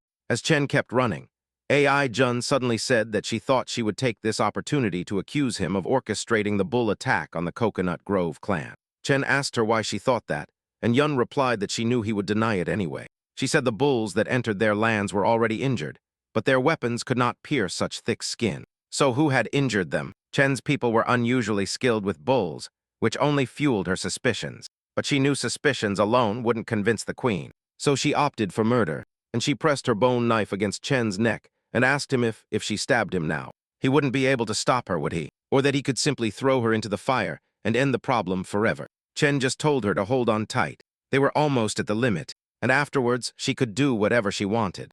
Heiyun agreed to let him go for now, but said she would keep an eye on him. She warned him that if he ever betrayed Lisa or the Coconut Grove clan, she would kill him. Chen asked if that settled the matter and accepted the terms. Ajun became even angrier because Chen was still so stubborn and still refused to confess. Finally, they jumped into the water and escaped the fire. Only then did Chen realize that, with two injured companions unable to move well, they would have to postpone the search for the giant. He told everyone to return to the place where all the plants were. They needed more of those herbs. The scene shifted some time later, when Wang Su felt immensely relieved after applying the medicine, and felt the pain subside. Chen told Wang Su and Yun to rest while he and Hector gathered more herbs. As they gathered them, Hector suddenly sensed the smell of hyenas and wondered if it was a trace from the previous fight. Then Chen saw several hyena cubs further ahead and realized that the pack hadn't gone out for revenge. They had only been protecting their young and reacting to a threat. Seeing the opportunity to domesticate them as hunting dogs, Chen happily accepted the mission. As they were leaving, a roar suddenly echoed from nearby. Ajun asked what that sound was, but Chen recognized it immediately and became wary. They couldn't have such bad luck. A bear emerged from behind the trees, and Wang Su screamed in terror that it was a man-eating bear. Chen quickly weighed his options. With two injured people, it was impossible to run faster, so he ordered everyone to surround the bear, move away, and retreat while he kept it occupied. Hector and Yan tried to object, but Chen shouted at them to obey orders and stop arguing. Chen snapped that they would only slow him down. They had only one chance to survive, so they must follow his orders. He told Hector to take Yun and Wang Su to a safe place. Then Chen charged at the bear as the others fled. In an instant, he was face to face with the beast. Chen attacked first, but the bear counterattacked, sending him flying and leaving him with minor injuries. Hector saw it and immediately panicked. He urged Wang Su and Yuna to take the hyena cubs while he went to help the king. Wang Su shouted at Hector not to interfere. He had already seen how terrifying Chen's strength was to him. Not even the toughest enemy could defeat Chen, and being alone would only restrict Chen's movements. So Wang Su insisted that they follow Chen's order and leave. Meanwhile, Chen realized that the last blow had fully captured the bear's attention. His plan now was simple: lure the monster away and then escape. He provoked the bear to chase him, and as soon as it lunged after him, Chen ran in the opposite direction of the others to keep them safe. After opening some distance, he calculated that Hector and the rest were far enough away, so he set out to shake off the bear and escape, but then something attacked him from behind. Chen narrowly dodged it and wondered what it was that was lunging at him. For a second, he thought it might be some giant rat monster. Instead, to his surprise, it was the same saber-toothed tiger he had fought when he first entered this world. Even the tiger seemed surprised to see Chen again, but the reunion ended quickly when the bear caught up to it. Now Chen was in real danger. He knew he couldn't handle their power and speed at once, so he considered using Pangasi's power. But he also knew the price he would have to pay. He would be weakened for a long time, and might even lose consciousness for days. Worse still, even if he survived the tiger and the bear, the giant stone clan might attack him while he was helpless, and finish him off. As the bear and the saber-toothed tiger closed in on Chen, he kept trying to reposition himself, hoping they would fight each other. Instead, suddenly the system detected extreme danger and activated the emergency escape mode. For 600 seconds, Chen gained 20 agility and converted strength into endurance. But afterwards, 33% of his 3 main stats would be permanently reduced. The moment it activated, Chen felt a completely different surge of power. He leaped into the air, dodged both attacks, and caused the bear and tiger to collide with each other. Chen was stunned by how light and explosively fast he had become. Still, the bear and tiger continued to pursue him. That unsettled Chen as he ran. Why weren't they fighting each other? After a while, he finally managed to lose them. Still, Chen felt a bit regretful. The emergency escape mode was incredible, but the price was brutal. Then he realized he had run all the way to the snow-capped mountain. So he decided to use the remaining time to search for the giant, with a single stride. He covered an astonishing distance. He was grateful for the escape mode. Without it, the deep snow would have exhausted him quickly. When he reached the summit, Chen finally spotted a figure and wondered if this was the legendary giant. The moment he saw it, the system announced that the task had been completed and granted him the reward, but the giant mission had a second step. Now he had to attack the giant to gain 10 attribute points. Chen immediately became angry and wondered if the system had gone crazy. Just then, one of the giant's pets sensed something, and Chen quickly hid where he was. Still, the reward of 10 attribute points was too tempting, so he decided to try his luck by moving as quickly as possible. He picked up a stone and threw it at the giant. The stone flew. It slowly hit the giant and was so small that it didn't notice at all. But the giant's pet did notice and began to growl, sensing something was wrong. Chen became excited when he completed the task and obtained the 10 attribute points. However, the system immediately revealed a third phase: defeat the giant alone to gain 100 attribute points. Seeing this, Chen hesitated. A reward of 100 points was incredibly tempting, and it could completely change his situation. He hesitated about whether to try it while he was still thinking. The giant, annoyed by its pet's growls, stomped the ground and yelled at them to be quiet. That single stomp sent snow flying into the air and buried Chen under it. His senses went numb for a moment, making the giant's overwhelming power painfully clear. Chen muttered that not even 10,000 attribute points were worth dying for. The scene shifted to night. A few days later, at the newcomer clan's camp, Lisa asked the Coconut Grove girls what they had found on the night patrol, and they apologized for not having found anyone. Lisa ordered them to expand the patrol radius and keep searching.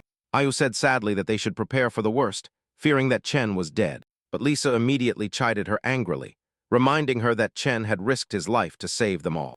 Then a boy from the Bay clan ran in, shouting that their king had returned. As soon as Chen entered the territory, everyone rushed to greet him. Worried about his condition, Milla stepped forward and noticed he was carrying a weapon. She asked him why Agon had lit the beacon earlier, so they could have rescued Chen. But Agon said that King Chen had ordered him not to make a big deal of his return. At that moment, Galiza and shouted for everyone to stop crowding him and let Chen rest. She grabbed Chen, sent everyone back to their posts, and declared that she would take care of him for now. She also warned that if anyone leaked the news, they would face severe consequences. That scared everyone, and they agreed. Inside the house, Chen said he was relieved that Sam and the others had returned safe and sound, and admitted he hadn't expected them to bring back hyena cubs as well. He asked Lisa to let Sam raise them, as Sam might need extra help when he went out alone later. Lisa snapped that Chen should worry about himself first, and that no matter how capable he was, he needed to take care of his body. Chen said the injuries weren't serious. He was just exhausted and would recover after sleeping. Although he still wanted to handle the tribe's affairs, Lisa pressed a leg onto his stomach and slowly slid it down. Okay, she would tell Sam, but she reminded him that, as king, he didn't have to do everything alone. More importantly, she said she didn't want to lose her man. Then Lisa suddenly stepped on his sensitive spot, causing Chen to stiffen and beg her to move away. Finally, she retreated and told him to rest. Chen was stunned to realize that Lisa was becoming increasingly dominant. After Lisa left, Len Juch asked how Chen was. Lisa replied that he was fine. He just needed rest, so she wasn't going to let anyone bother him. Later, Chen opened his system screen and joyfully saw that, even after losing 4 attribute points, he would still gain 10 in total. For him, the trip had been worth it. But he also realized that high strength with low agility was useless in emergency situations. Agility was crucial for survival, so Chen increased agility first. The system showed that he had reached 5 points, reaching a threshold for increasing it again. It now cost twice as much. Chen wondered if taking agility to 10 with double points would reach another threshold. It would then double again, and then quadruple. If so, reaching 22 agility would not be easy at all. That made Chen wonder if each stat had thresholds to test it. He decided to bring each attribute to its current limit first. When Chen increased his stone attribute, a violent sensation coursed through him as if his body were about to burst. His shoes and pants tore as his physique grew larger. He realized he only had 2 more attributes to maximize to their limit points. Exhausted, Chen lay on the bed, thinking that his next points should also go towards reaching another threshold. Then he fell asleep. Some time later, everything in the newcomer territory was running like clockwork. Lisa was teaching everyone how to use slingshots. She even demonstrated how to hit 6 targets, graze one, and miss another. Then Chen appeared out of nowhere and congratulated everyone on doing so well on their first try. Lisa saw him and immediately demanded to know why he was there. After telling him to rest, Chen replied that he felt perfectly fine. Sure enough, Lisa noticed his new pants. She suspected he had been with another woman and was ready to punish him. Chen hurried to explain that his clothes no longer fit because his power had increased, practically begging her to let him off. Lisa then told him that the team of slingers had been formed. Although becoming truly skilled would take time, Chen asked how Wang Su and Yan were and if their injuries had healed. Lisa said that Wang Su refused to stay in bed and be a burden to the tribe, so he went to see Wang Su in the Han water, so there was nothing to worry about in that regard. She added that Yoon worried her more, as her injuries were lighter, perhaps because Lisa had scolded her earlier. Yoon had been in a bad mood. Chen told Lisa that Yoon liked her a lot and put up with many things in silence, so Lisa should treat Yoon a little better. After that, Chen said he was going to rest, because in a few days he had to head north to harvest those valuable millet plants. He also planned to continue working on his inventions. During that time, the scene shifted again later, and Chen had prepared a number board from 1 to 9, and planned to teach simple addition and subtraction next. For creating the written language and numbers, Chen gained 20 attribute points. Then the system showed that his technology points had reached 100, and that a new technology shop had opened. This allowed Chen to exchange technology points for useful tools and commemorative plaques, although the exchanged items could not be returned. The system then displayed a complete catalog of items and resources available for him to purchase with those points. Excited by all the options, Chen studied the list and set out to choose his first item. It really makes you wonder what he'll redeem first. As for future troubles, whether from the giant stone clan or the growing tension continues, that could add a lot of tension to the story, so let's see how it all unfolds. Don't miss any more updates on the channel. Following the appearance of the technology shop, Chen reviewed the inventory and spent 30 technology points on an iron cauldron. It was a bargain. He chose it not just for cooking, but because it was made of iron. If he strapped it to his back, it served as armor. If he strapped it to his forearm, it became a shield. But its true value lay in life-or-death situations. When it could help kill an enemy, Chen was so excited about the purchase that he barely noticed the noise he was making. Hearing the commotion, Lu Ten, worried about his king, entered. There he found Chen performing a bizarre dance around the new object, which left him completely confused, trying to cover up. Chen claimed he was communicating with gods and spirits. Still, it was time to use the cauldron properly. He dug a hole with his hands, leaving room for smoke to escape and for feeding the fire with firewood. Then all he had to do was place the cauldron over the fire and boil water. To his surprise, the system counted it as progress and rewarded him with 10 more technology points, which was encouraging. A long time ago, Chen had learned many things from a professor he admired. He never imagined he would use that knowledge. Once the water boiled, he added the main ingredients, in this case seafood, and began to prepare fish soup. He stirred it all together. Well, the system granted him another 10 points for creating a new cooking method. So for Chen, today's meal tasted twice as good. Just then, Esto Nebon came in with good news. They had finally managed to produce salt by evaporating seawater in the salt pan, earning even more points. And now that they had salt, the food tasted much better. As a reward, Chen let him taste the experimental soup first before sending him back to work. The points he had just spent on the cauldron were quickly recouped, making it his most profitable trade in quite some time. After the cataclysm, Chen told Liu Ten to gather the rest of the tribe and have everyone bring their own bowls. It was the first time they had tasted such well-prepared fish, so the new flavors caught them off guard. Luckily, there was plenty to go around, and everyone was even able to have seconds. Milla was one of them. After 2 bowls, she still wanted more. Liu feared that someone would run out of food, but Chen assured him that there was enough for everyone. And if not, he could simply cook more. He still needed another batch for the guards and patrol teams. Anyway, the people at the outpost had to try it too. So in a few days, he planned to bring them the same fish soup. He loved teaching the tribe new things and seeing their happiness. So he decided to teach them to use wooden chopsticks as well, so they could eat roasted meat like civilized people. Meanwhile, with the clatter of bowls around him, Chen opened the technology shop again to look for another useful item. He had already saved 100 technology points, so it made sense to exchange them for something new. He immediately discarded the math and agriculture stoves. They weren't necessary. What he really needed for planting were quality seeds, something the tribe had yet to manage to collect. Unfortunately, just then he was interrupted and informed that a trap had been triggered in the north. There were no signs of people nearby, so it was probably just a beast, possibly still alive.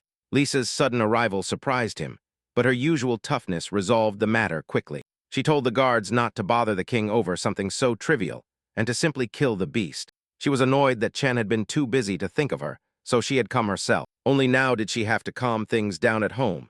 This time she promised to bring something new and bring about more changes for the tribe. She sealed that promise with a kiss, which made her nervous. And then she refocused on the trapped animal, because instead of killing it, maybe she could tame it. So she left the remaining work to Lisa.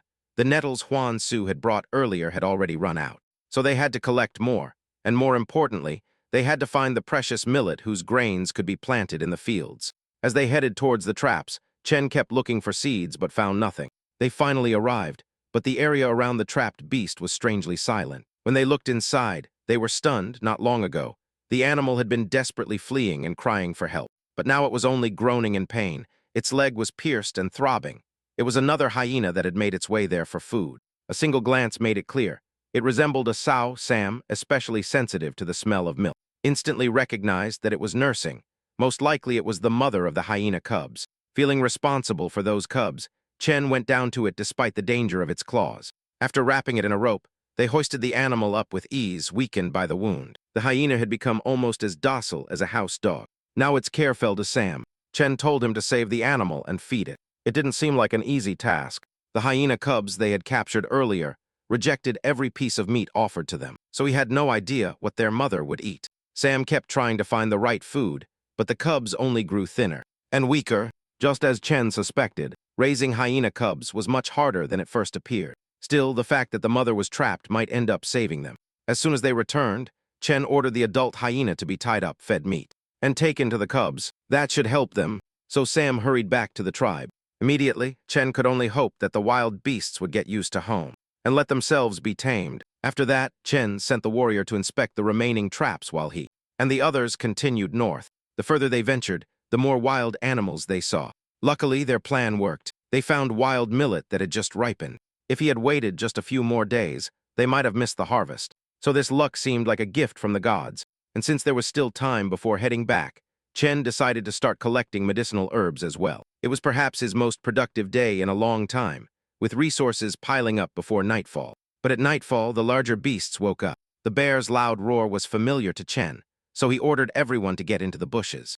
They immediately fell silent, trying not to give themselves away, but the animal was moving fast, and within seconds, it was already close. In the face of that kind of danger, they could have thrown away the millet and herbs that were weighing them down, but Chen forbade it. He refused to waste such valuable resources and told them to wait for the beast to pass. No one argued. Still, they all took positions that would allow them to run instantly, if necessary. For Chen, the most important thing for the tribe was survival. The posture seemed so ridiculous that he almost burst out laughing. But the bear lurking nearby might still be their old acquaintance, unfortunately. Once the bear's roars faded, the group relaxed too much and started whispering silly questions, which irritated Chen to shut them up. He warned them that he would throw them straight into the bear's jaws if it came back because of their noise, but his loud threat actually reached the beast, and it began to approach them again. The bear roared wildly, crashing into tree after tree. Unable to stand and constantly falling, it had probably hurt itself badly and couldn't calm down, so Stonebone suggested trapping it for dinner. But they weren't the only ones with that idea. After an unknown person's cry, the bear staggered to its feet and fled from the hunters in the opposite direction. This time it was being pursued by members of the mountain tribe, the same ones Hector wanted revenge on. Driven by that hatred, he leaped out from the bushes and ran after them. That reckless maneuver almost gave away everyone, but Chen pulled him back into cover with a loud crunch.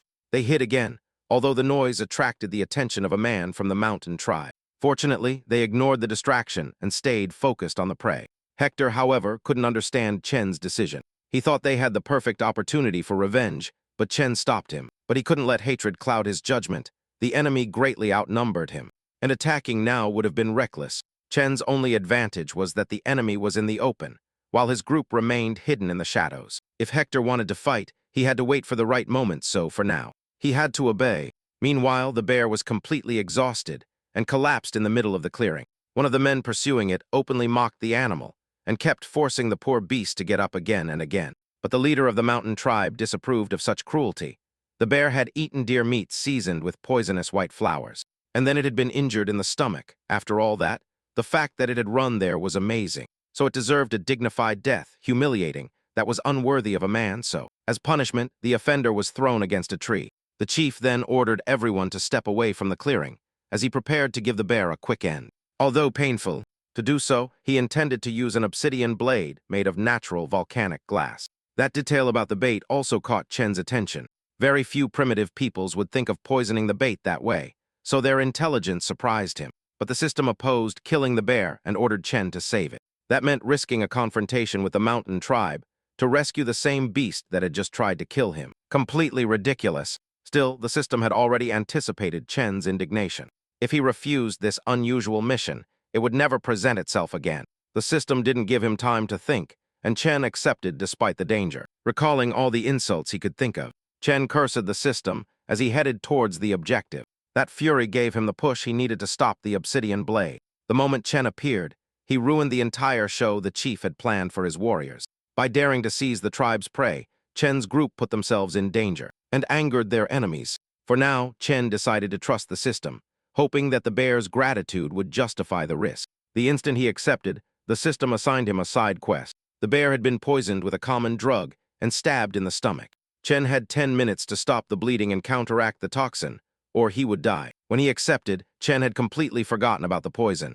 Thinking quickly, he realized the mission was to save the bear, not to start a war with the mountain tribe, and a direct confrontation with them was the last thing he wanted. But there was no time to negotiate a peaceful exchange. At the same time, the enemy leader recognized the boy who had recently visited the Sea tribe. His dismissive attitude angered Hector. He hadn't even remembered his name. Hector gritted his teeth, waiting for permission to attack. Chen ignored the exchange. He was too focused on the system's alerts, which kept warning him about the punishment. If he failed, the system would have Chen's body parts related to reproduction. Even for him, that was brutal.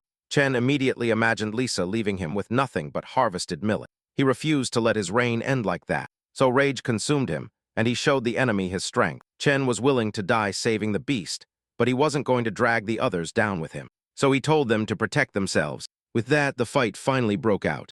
Everyone rushed to protect Chen while he dealt with the bear. Luckily, he stopped the bleeding in under a minute. But that was the easy part. Next, he had to neutralize the poison, something he had never encountered before. The bear's treatment depended entirely on Chen, and with him out of commission, his team began to lose ground. The battle could have easily ended in death. Everyone had suffered severe injuries that prevented them from fighting properly, but they still held on so Chen could finish. Then the chief of the mountain tribe suddenly ordered them to stop. In fact, he liked Chen's group for being a band of recently assembled wanderers. They had fought impressively well. As a reward, he offered to spare their lives if they retreated. Hector refused. Revenge burned within him, and he wanted to settle old scores right then and there. As he himself said, they were just warming up. Night or not, they still had plenty of strength. The others backed that bravado to intimidate the enemy and reassure Chen while he fought the poison. Meanwhile, the system's deadline was rapidly running out. Chen had 6 minutes left and still had no idea how to neutralize the toxin. No matter how much the others said he could do it, he saw that even Stonebone was barely standing. If this dragged on, the mission would fail. He could almost hear the system laughing. but to save himself. Chen was willing to make a fool of himself if necessary. Meanwhile, the enemy chief accepted his refusal and put himself in a threatening kneeling position. He put so much force into the move that his foot, as it hit the ground, caused a huge shockwave. No one had ever seen anything like it, and everyone froze.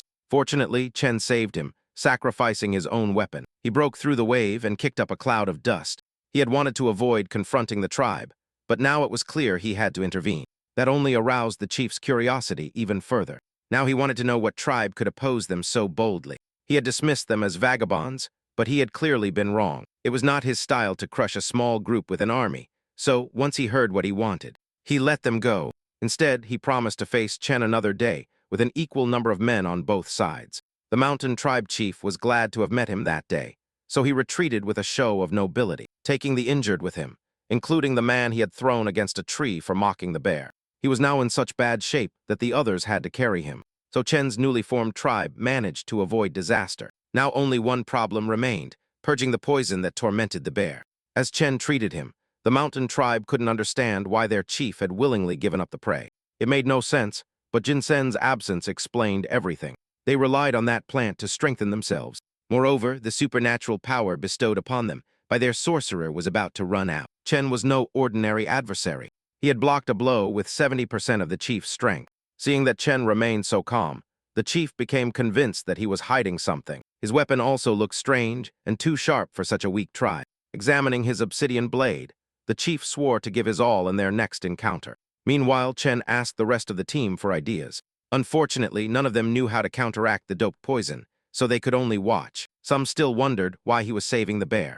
They thought it was just prey they had fought over, but there was no time for explanations. All they had to understand was that this had become a life-or-death crisis. And death, the system gave him one last try, so Chen used honeysuckle and burdock, both herbs known for fighting poison, although no one knew if they would work on the drug poison.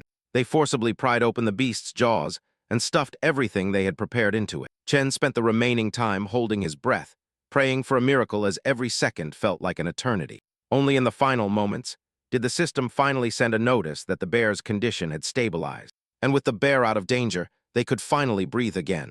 Only Hector still insisted that they should pursue the mountain tribe before they got too far away. As a wise king, Chen explained that no one yet knew the full strength or trickery of the enemy force. If they charged in blindly, they would suffer massive losses for no reason. Even a miraculous victory would be Pyrrhic. Chen refused to waste his people on revenge, as the mountain tribe would eventually come to them. He needed time to plan and gather strength. After making that clear, he sent the others back to the village while he stayed behind to watch the bear. Estonbone was to tell the queen to reinforce the patrols and post sentinels, while those visitors were on their way. Alone with the animal, Chen found the night unbearably long. Predators kept approaching, attracted by the bear's scent, and he had to shoo them away again and again. So Chen spent the entire night fighting wild animals. He was surprised by how good they tasted and happily ate the roasted meat. At dawn, the bear also woke up and turned towards the smell of food. Chen offered it a bite while they still had time, and kindly handed it a piece of meat. Not knowing if the beast ate cooked food, he also left a pile of raw rabbits aside, just in case by the time the fire died down, Chen and the wild beast had had their fill and were settling into rest. Then the system announced that the mission had concluded. It awarded bear sympathy points and offered to assign them immediately. Chen invested those points in physical strength, first raising it to a critical level and becoming a true beast. He was satisfied with the reward, and as he enjoyed it, the bear offered him some of its own food. That was its way of showing loyalty. So Chen accepted and shared the food with it. Now that it was fully healed, the bear should have left on its own. And Chen hoped to meet it again someday, but the animal had other plans. It quickly grabbed Chen's clothes, making it clear that it wanted to go to the settlement with him, stubbornly insisting that he accept. A beast of that size would eat a lot, but having a bear as a companion could greatly elevate Chen's status. So despite its clumsiness and limited usefulness, Chen took it with him. He named the bear Sunda, giving it an official place in the tribe. Grateful, the bear eagerly leaped towards their hero to hug and lick him, and then followed him. Now with a powerful helper by his side, Chen could track the mountain tribe and explore their route. Riding on Sunda, he effortlessly followed the trail the enemy had carelessly left behind. But the further they ventured, the denser it became, which could only mean one thing: a bamboo forest ahead. Bamboo was not only useful for building, but also for making firecrackers. All it needed was the right mixture of saltpeter, sulfur, and charcoal stuffed into a bamboo tube. a perfect container for gunpowder. If they managed to make firecrackers, they could catch the enemy off guard in a decisive battle. Even if the explosion turned out to be weak, the mere noise could terrorize the tribe and send them fleeing. Chen already had saltpeter and had learned how to make charcoal in a kiln. But sulfur remained a problem. That mineral usually formed only around volcanoes, so he opened the system map to narrow down the search. Just as he suspected, there was a volcano near the glacial giant. If he stayed far enough away, he could risk searching for sulfur there. Last time, Chen had only focused on escaping and had ignored the resources around him. But with Zunda by his side, this trip would be much easier after reviewing the plan again and again. And again, he finally told the bear to head north to see something incredible. They took off at full speed and soon arrived at the same lake where Hector and Sam had been. As he studied the area, Chen told Sunda that he had passed through here before. Back then, he had neither the time nor the inclination to explore, but now he could make up for it. As they cautiously approached the lake, they both fell silent, waiting for the sea monster they had heard so much about. But nothing surfaced. Chen was about to move on when Sunda suddenly stiffened and backed away. At that very moment, bubbles erupted throughout the lake, a sign that something huge was moving beneath the surface. Then a huge head rose, roaring as the rest of its body followed. It was a real tyrannosaur in search of easy prey.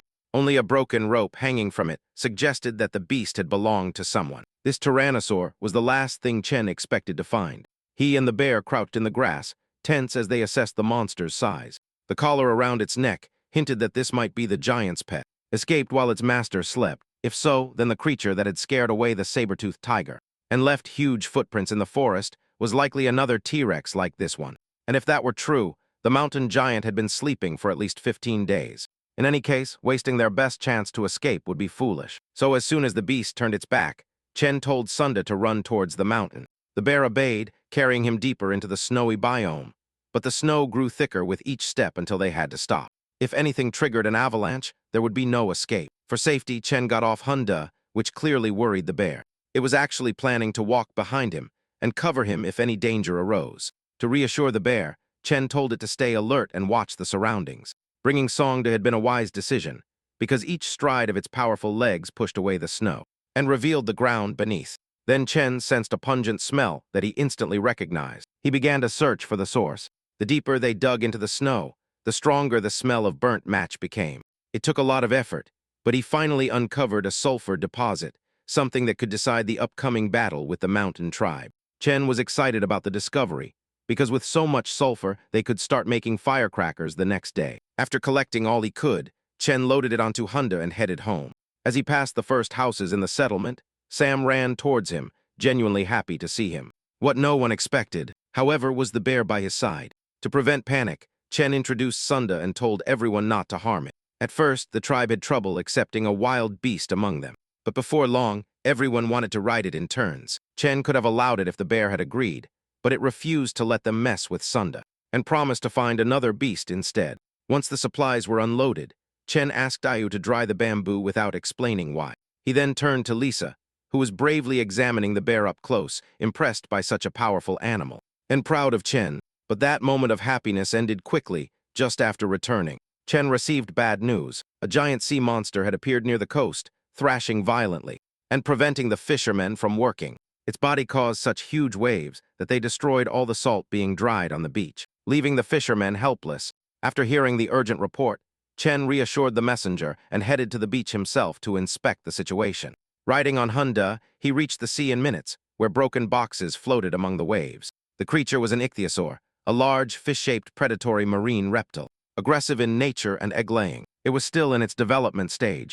It was about 7 meters long and was determined to destroy any living thing nearby.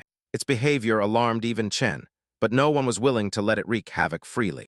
If they didn't stop the ichthyosaur, it would continue to cause havoc and inflict heavy losses. To defeat it, they had to lure it onto land, where the reptile would lose half its strength. After outlining the plan, Chen led Hunda into the waves and attacked the reckless ichthyosaur. The first blow sent the bear crashing onto the beach, but it also exposed the monster's belly. In the last second, Chen jumped away from Hunda and plunged his axe into the reptile's flesh. That only enraged the beast further, and it thrashed. It caught Chen in its jaws and dragged him into deep water. The ichthyosaur sank to the bottom of the sea.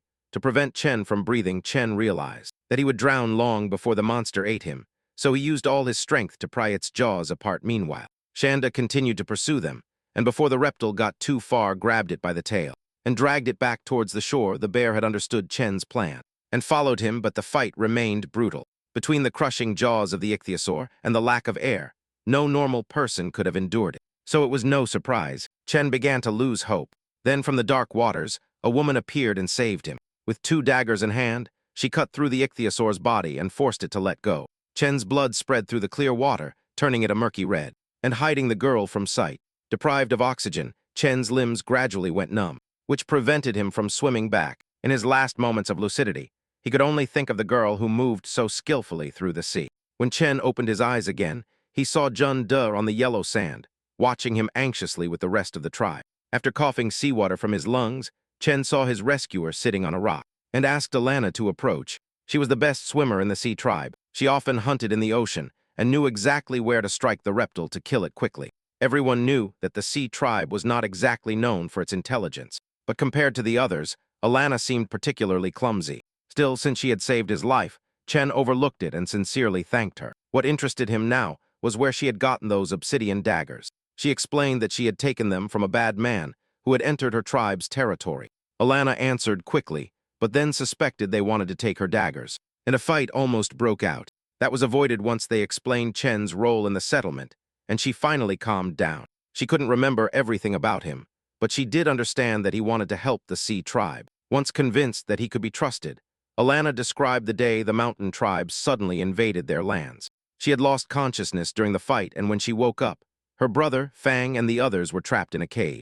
They subjected them to relentless labor, forced to do the dirtiest tasks. And when they could take it no longer, Fang came up with an escape plan. He would attack a guard and pass the weapon to Alana, who had to cut the rope and jump off the cliff into the river. Fang believed it was the only way to save her, so he ordered her to follow his instructions without asking if it worked. She was supposed to find Hector first, the lucky one who was expected to survive. With Alana's combative nature, she would never have endured captivity, let alone devised such a plan. So Fang sent her with someone he trusted. At that moment, a guard noticed her suspicious behavior and came closer to punish them for disobeying orders.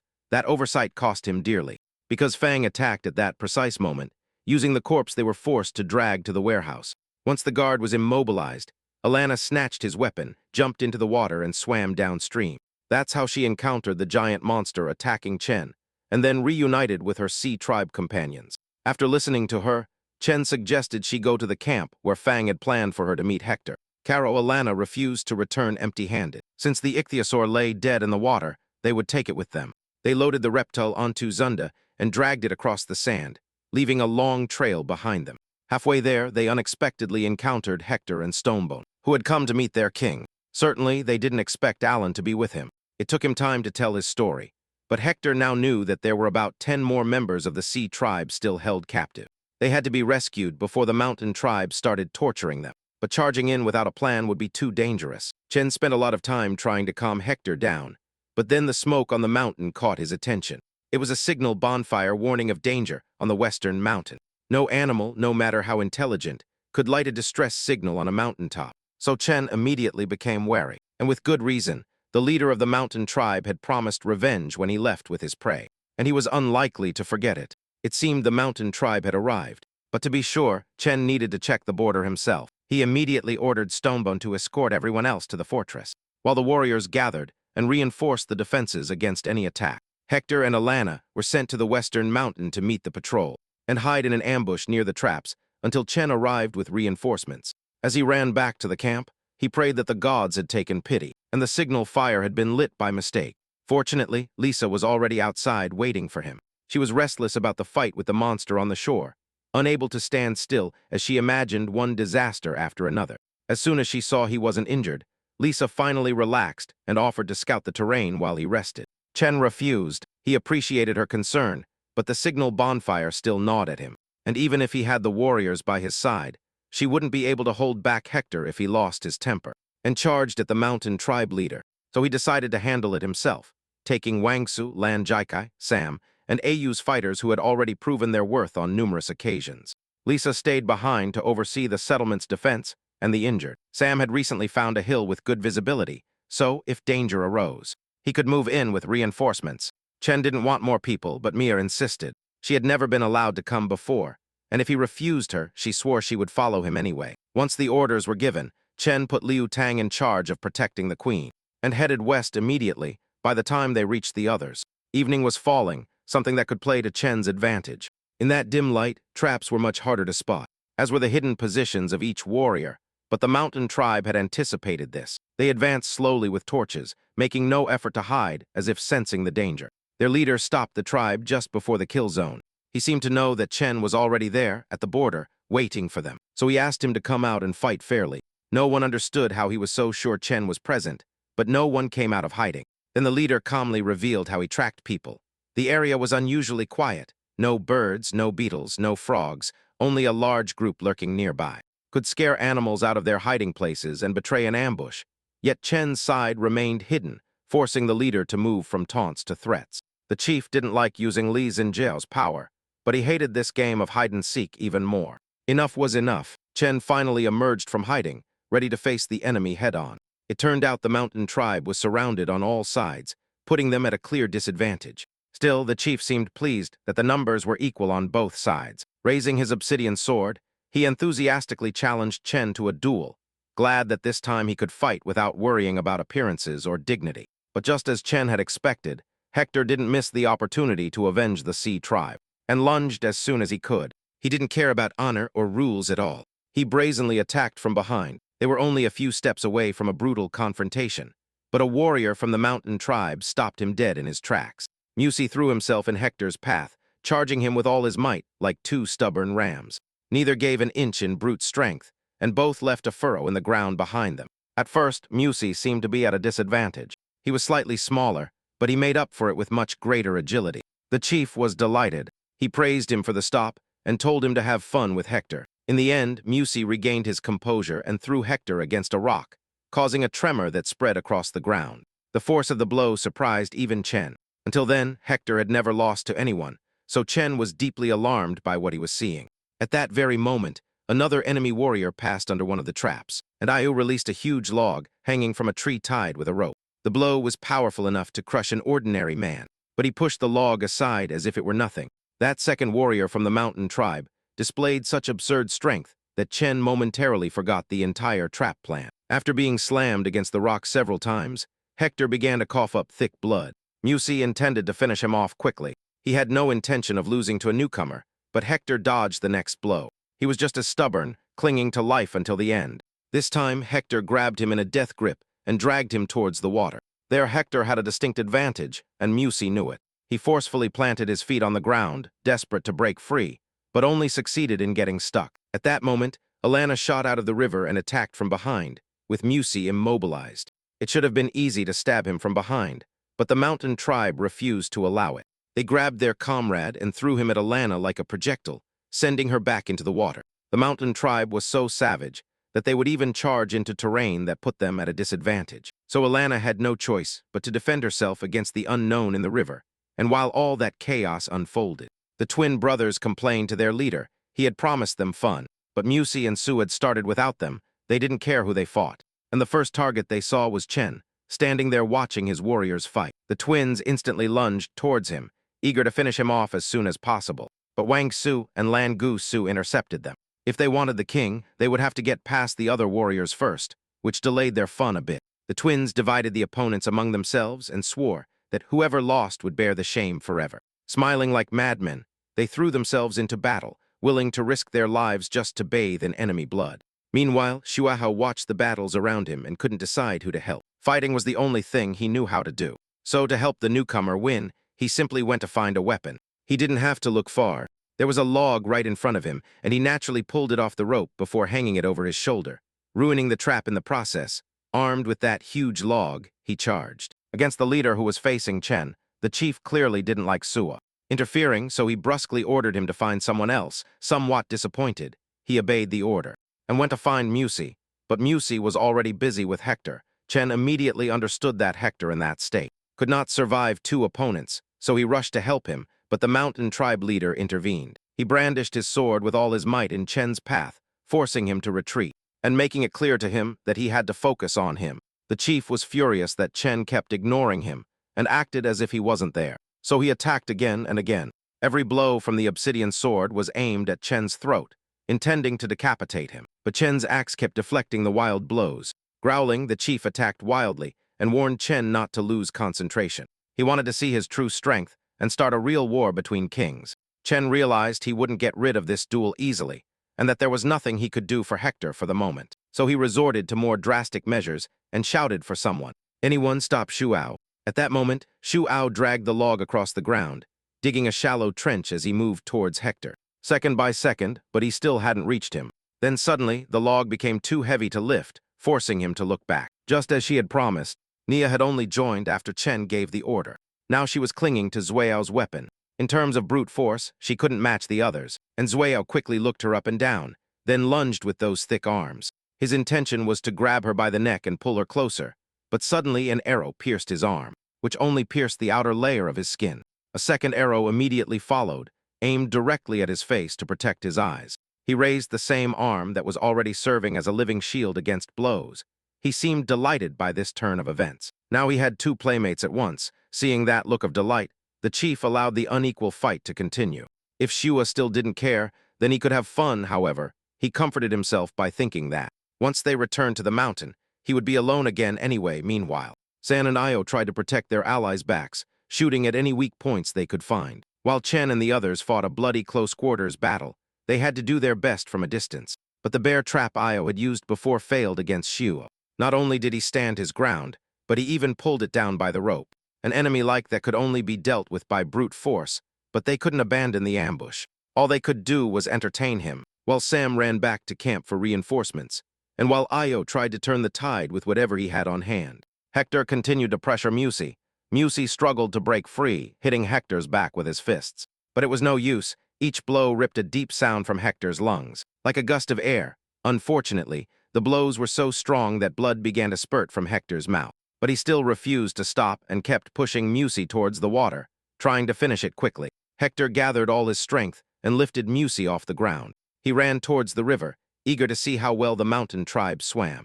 Hector was only a few meters from victory when Alana suddenly stopped him. She begged him not to go into the water. It was too dangerous.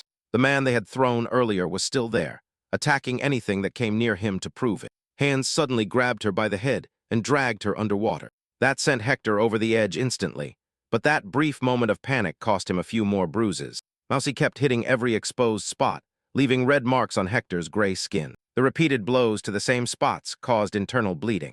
Finally, Hector collapsed, but even from the ground he refused to let go of Mousy. He gathered his last strength into a fist. Suddenly he lifted Musi and threw him over his back, trying to smash his head against the ground. The blow was devastating. Blood gushed from Musi's forehead, and he lost consciousness instantly. Hector wasn't much better. He fell to his side, trying to stabilize his vision as everything blurred, tormented by pain. Hector left the rest to his tribe and hoped they could win.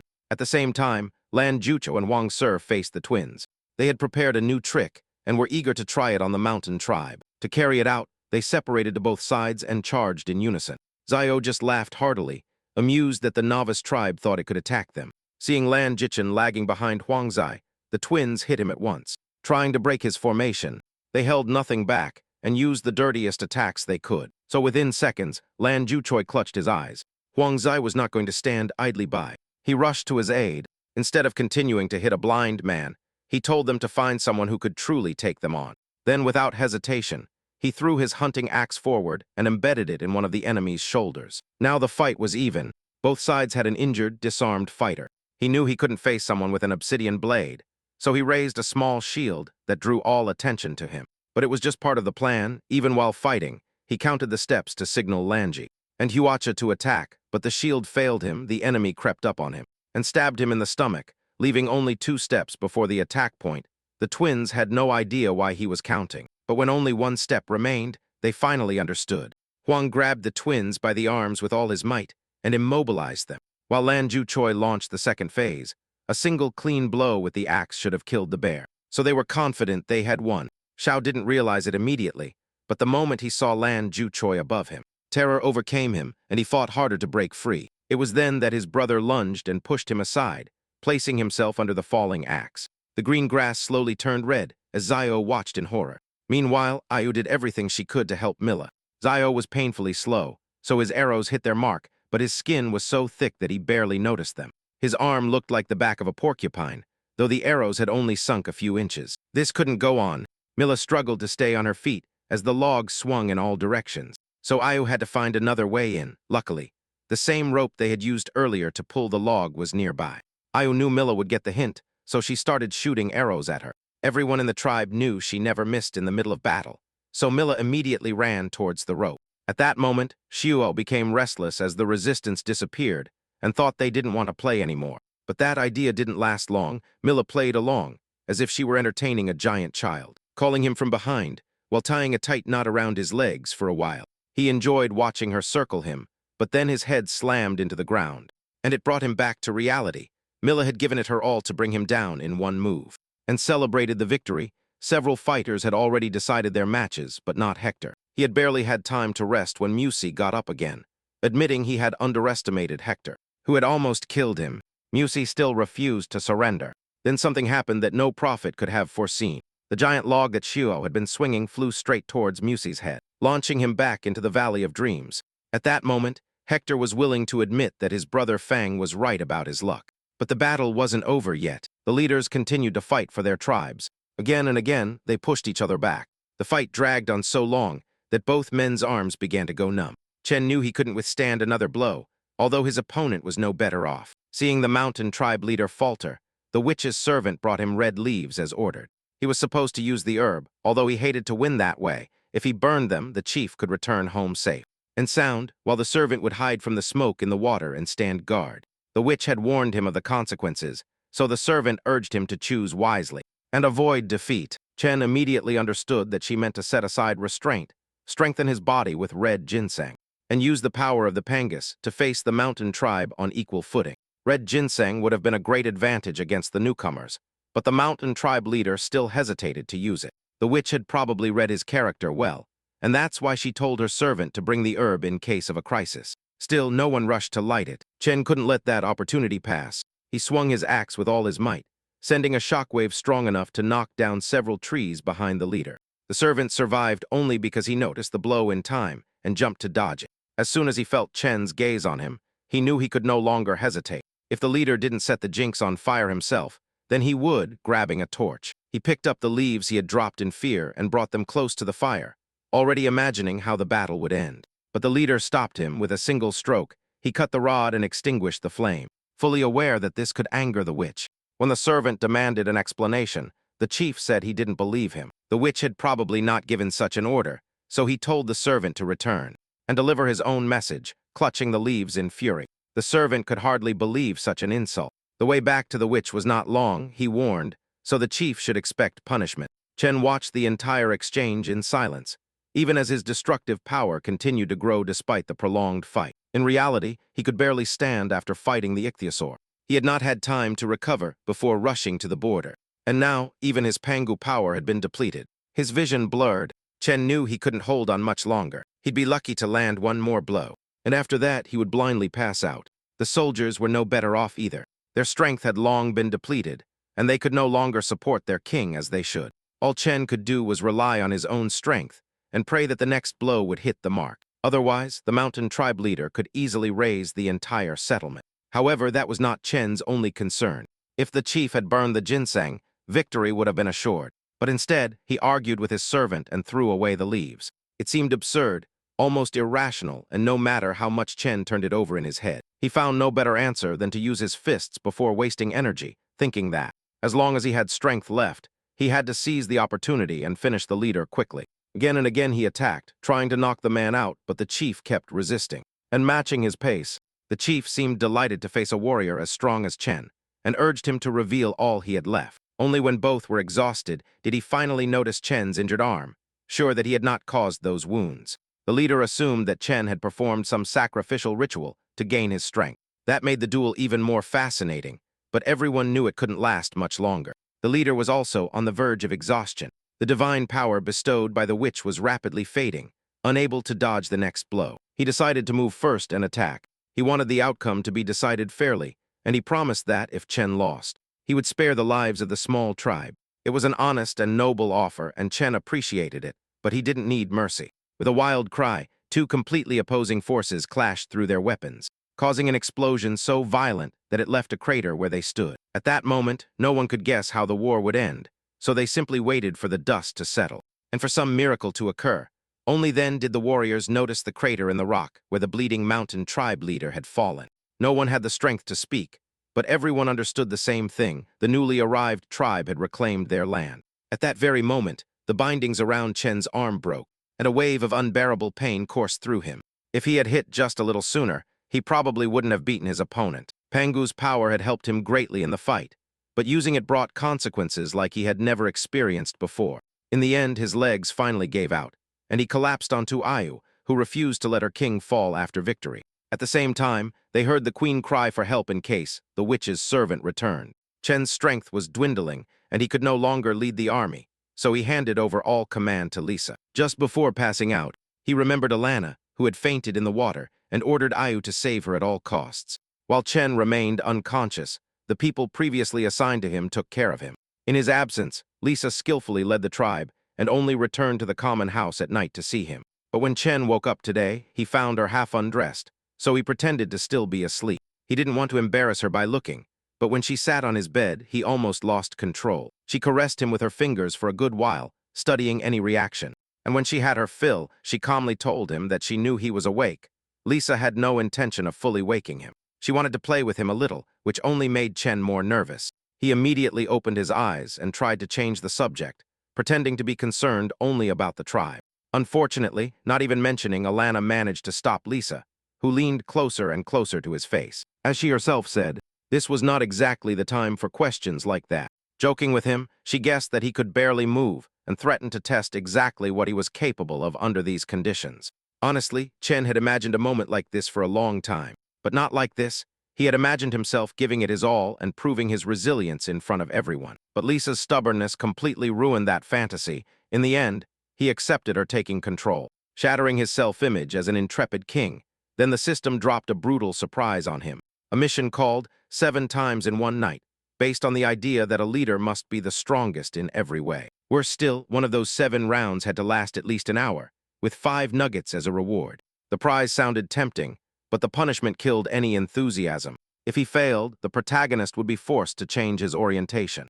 Rereading it, Chen couldn't imagine finishing the mission. He hadn't even recovered from fighting the mountain chief, and his arm was shattered. So death seemed more likely than success. The conditions were so absurd they seemed like a boss fight, where the hero chooses to commit suicide before the final blow. After careful consideration, he realized the system had given him a choice, so he decided to ignore the mission and wait for it to disappear. What he didn't expect was that silence would be considered consent. Screaming in rage and trying to push Lisa away, Chen cursed the system and every one of its stupid missions. This could have been the worst day of his life, because he wasn't even allowed to rest. All he could do was wait for someone to interrupt them, or for Lisa to take pity on him, and return to her duties.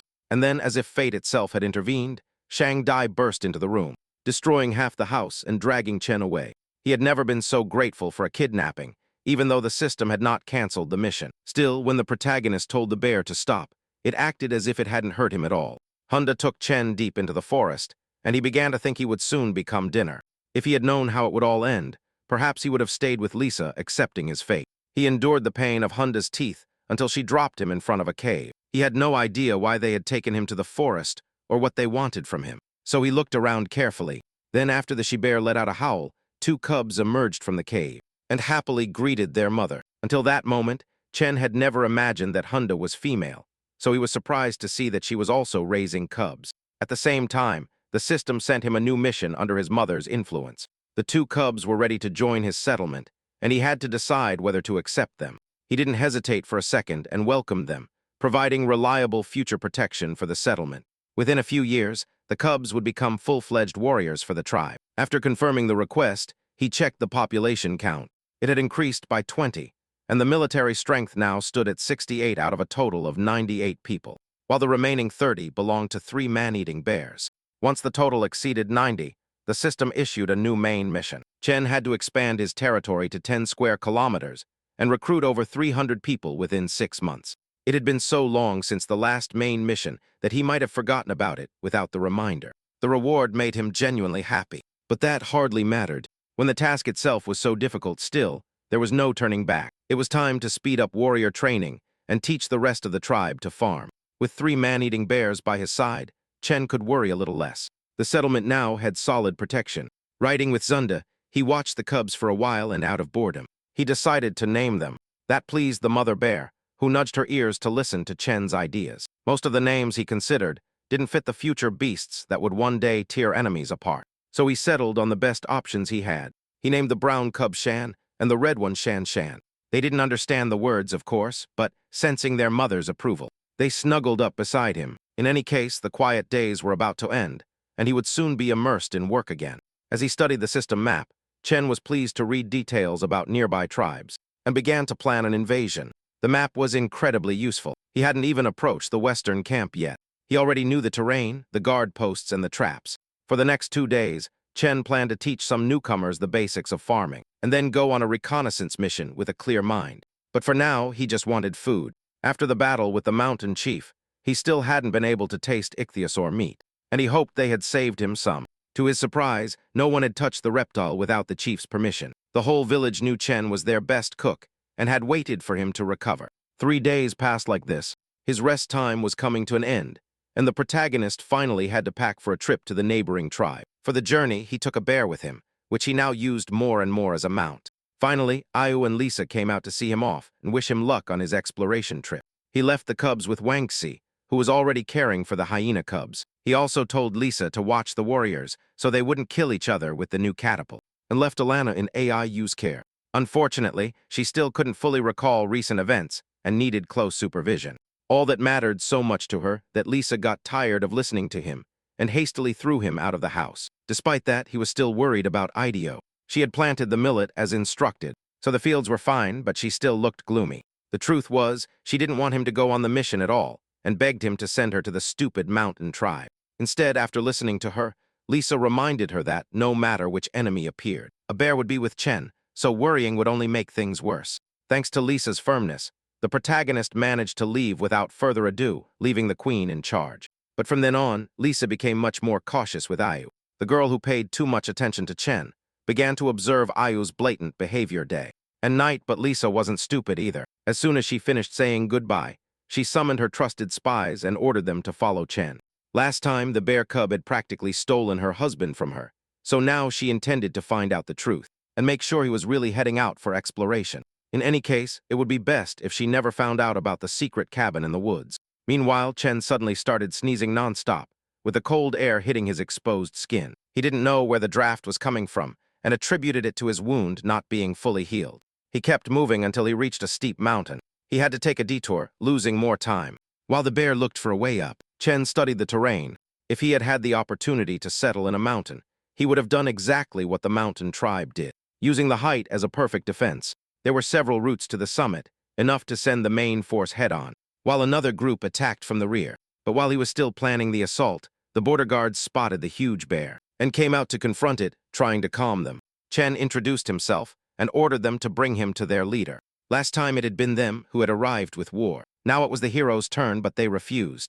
They let him go, claiming the leader was too busy to receive anyone. Otherwise, they warned him they would attack. Until then, Chen had remained polite, but those savages clearly had no manners at all. Clutching his axe, he weighed whether to attack first, but then the prisoners behind them caught his attention. He clearly remembered hearing that the captives wore chains, but these looked different. Among the strangers, Chen recognized the former leader of the mountain tribe, and Musi, neither of whom wore any burdens. That sight perplexed him. So he sent Hunda. The guards parted to both sides. Chen couldn't imagine he could reduce a leader to that, but his explanation revealed the tribe's rules. They had a witch who stripped losers of their divine power automatically, turning them into slaves, so the old chief was no longer a leader. A stronger man had now taken his place, and that was the man Chen had to deal with now, as if he had been summoned by the gods. The new leader appeared on the mountain after Chen heard the story. Looking at him with pure arrogance, he didn't even condescend to defend the tribe himself, but sent soldiers to deal with the intruder. Instead, the tribe was wild and untamed, but surprisingly, they already knew how to use harpoons. They climbed the steep cliff with ease.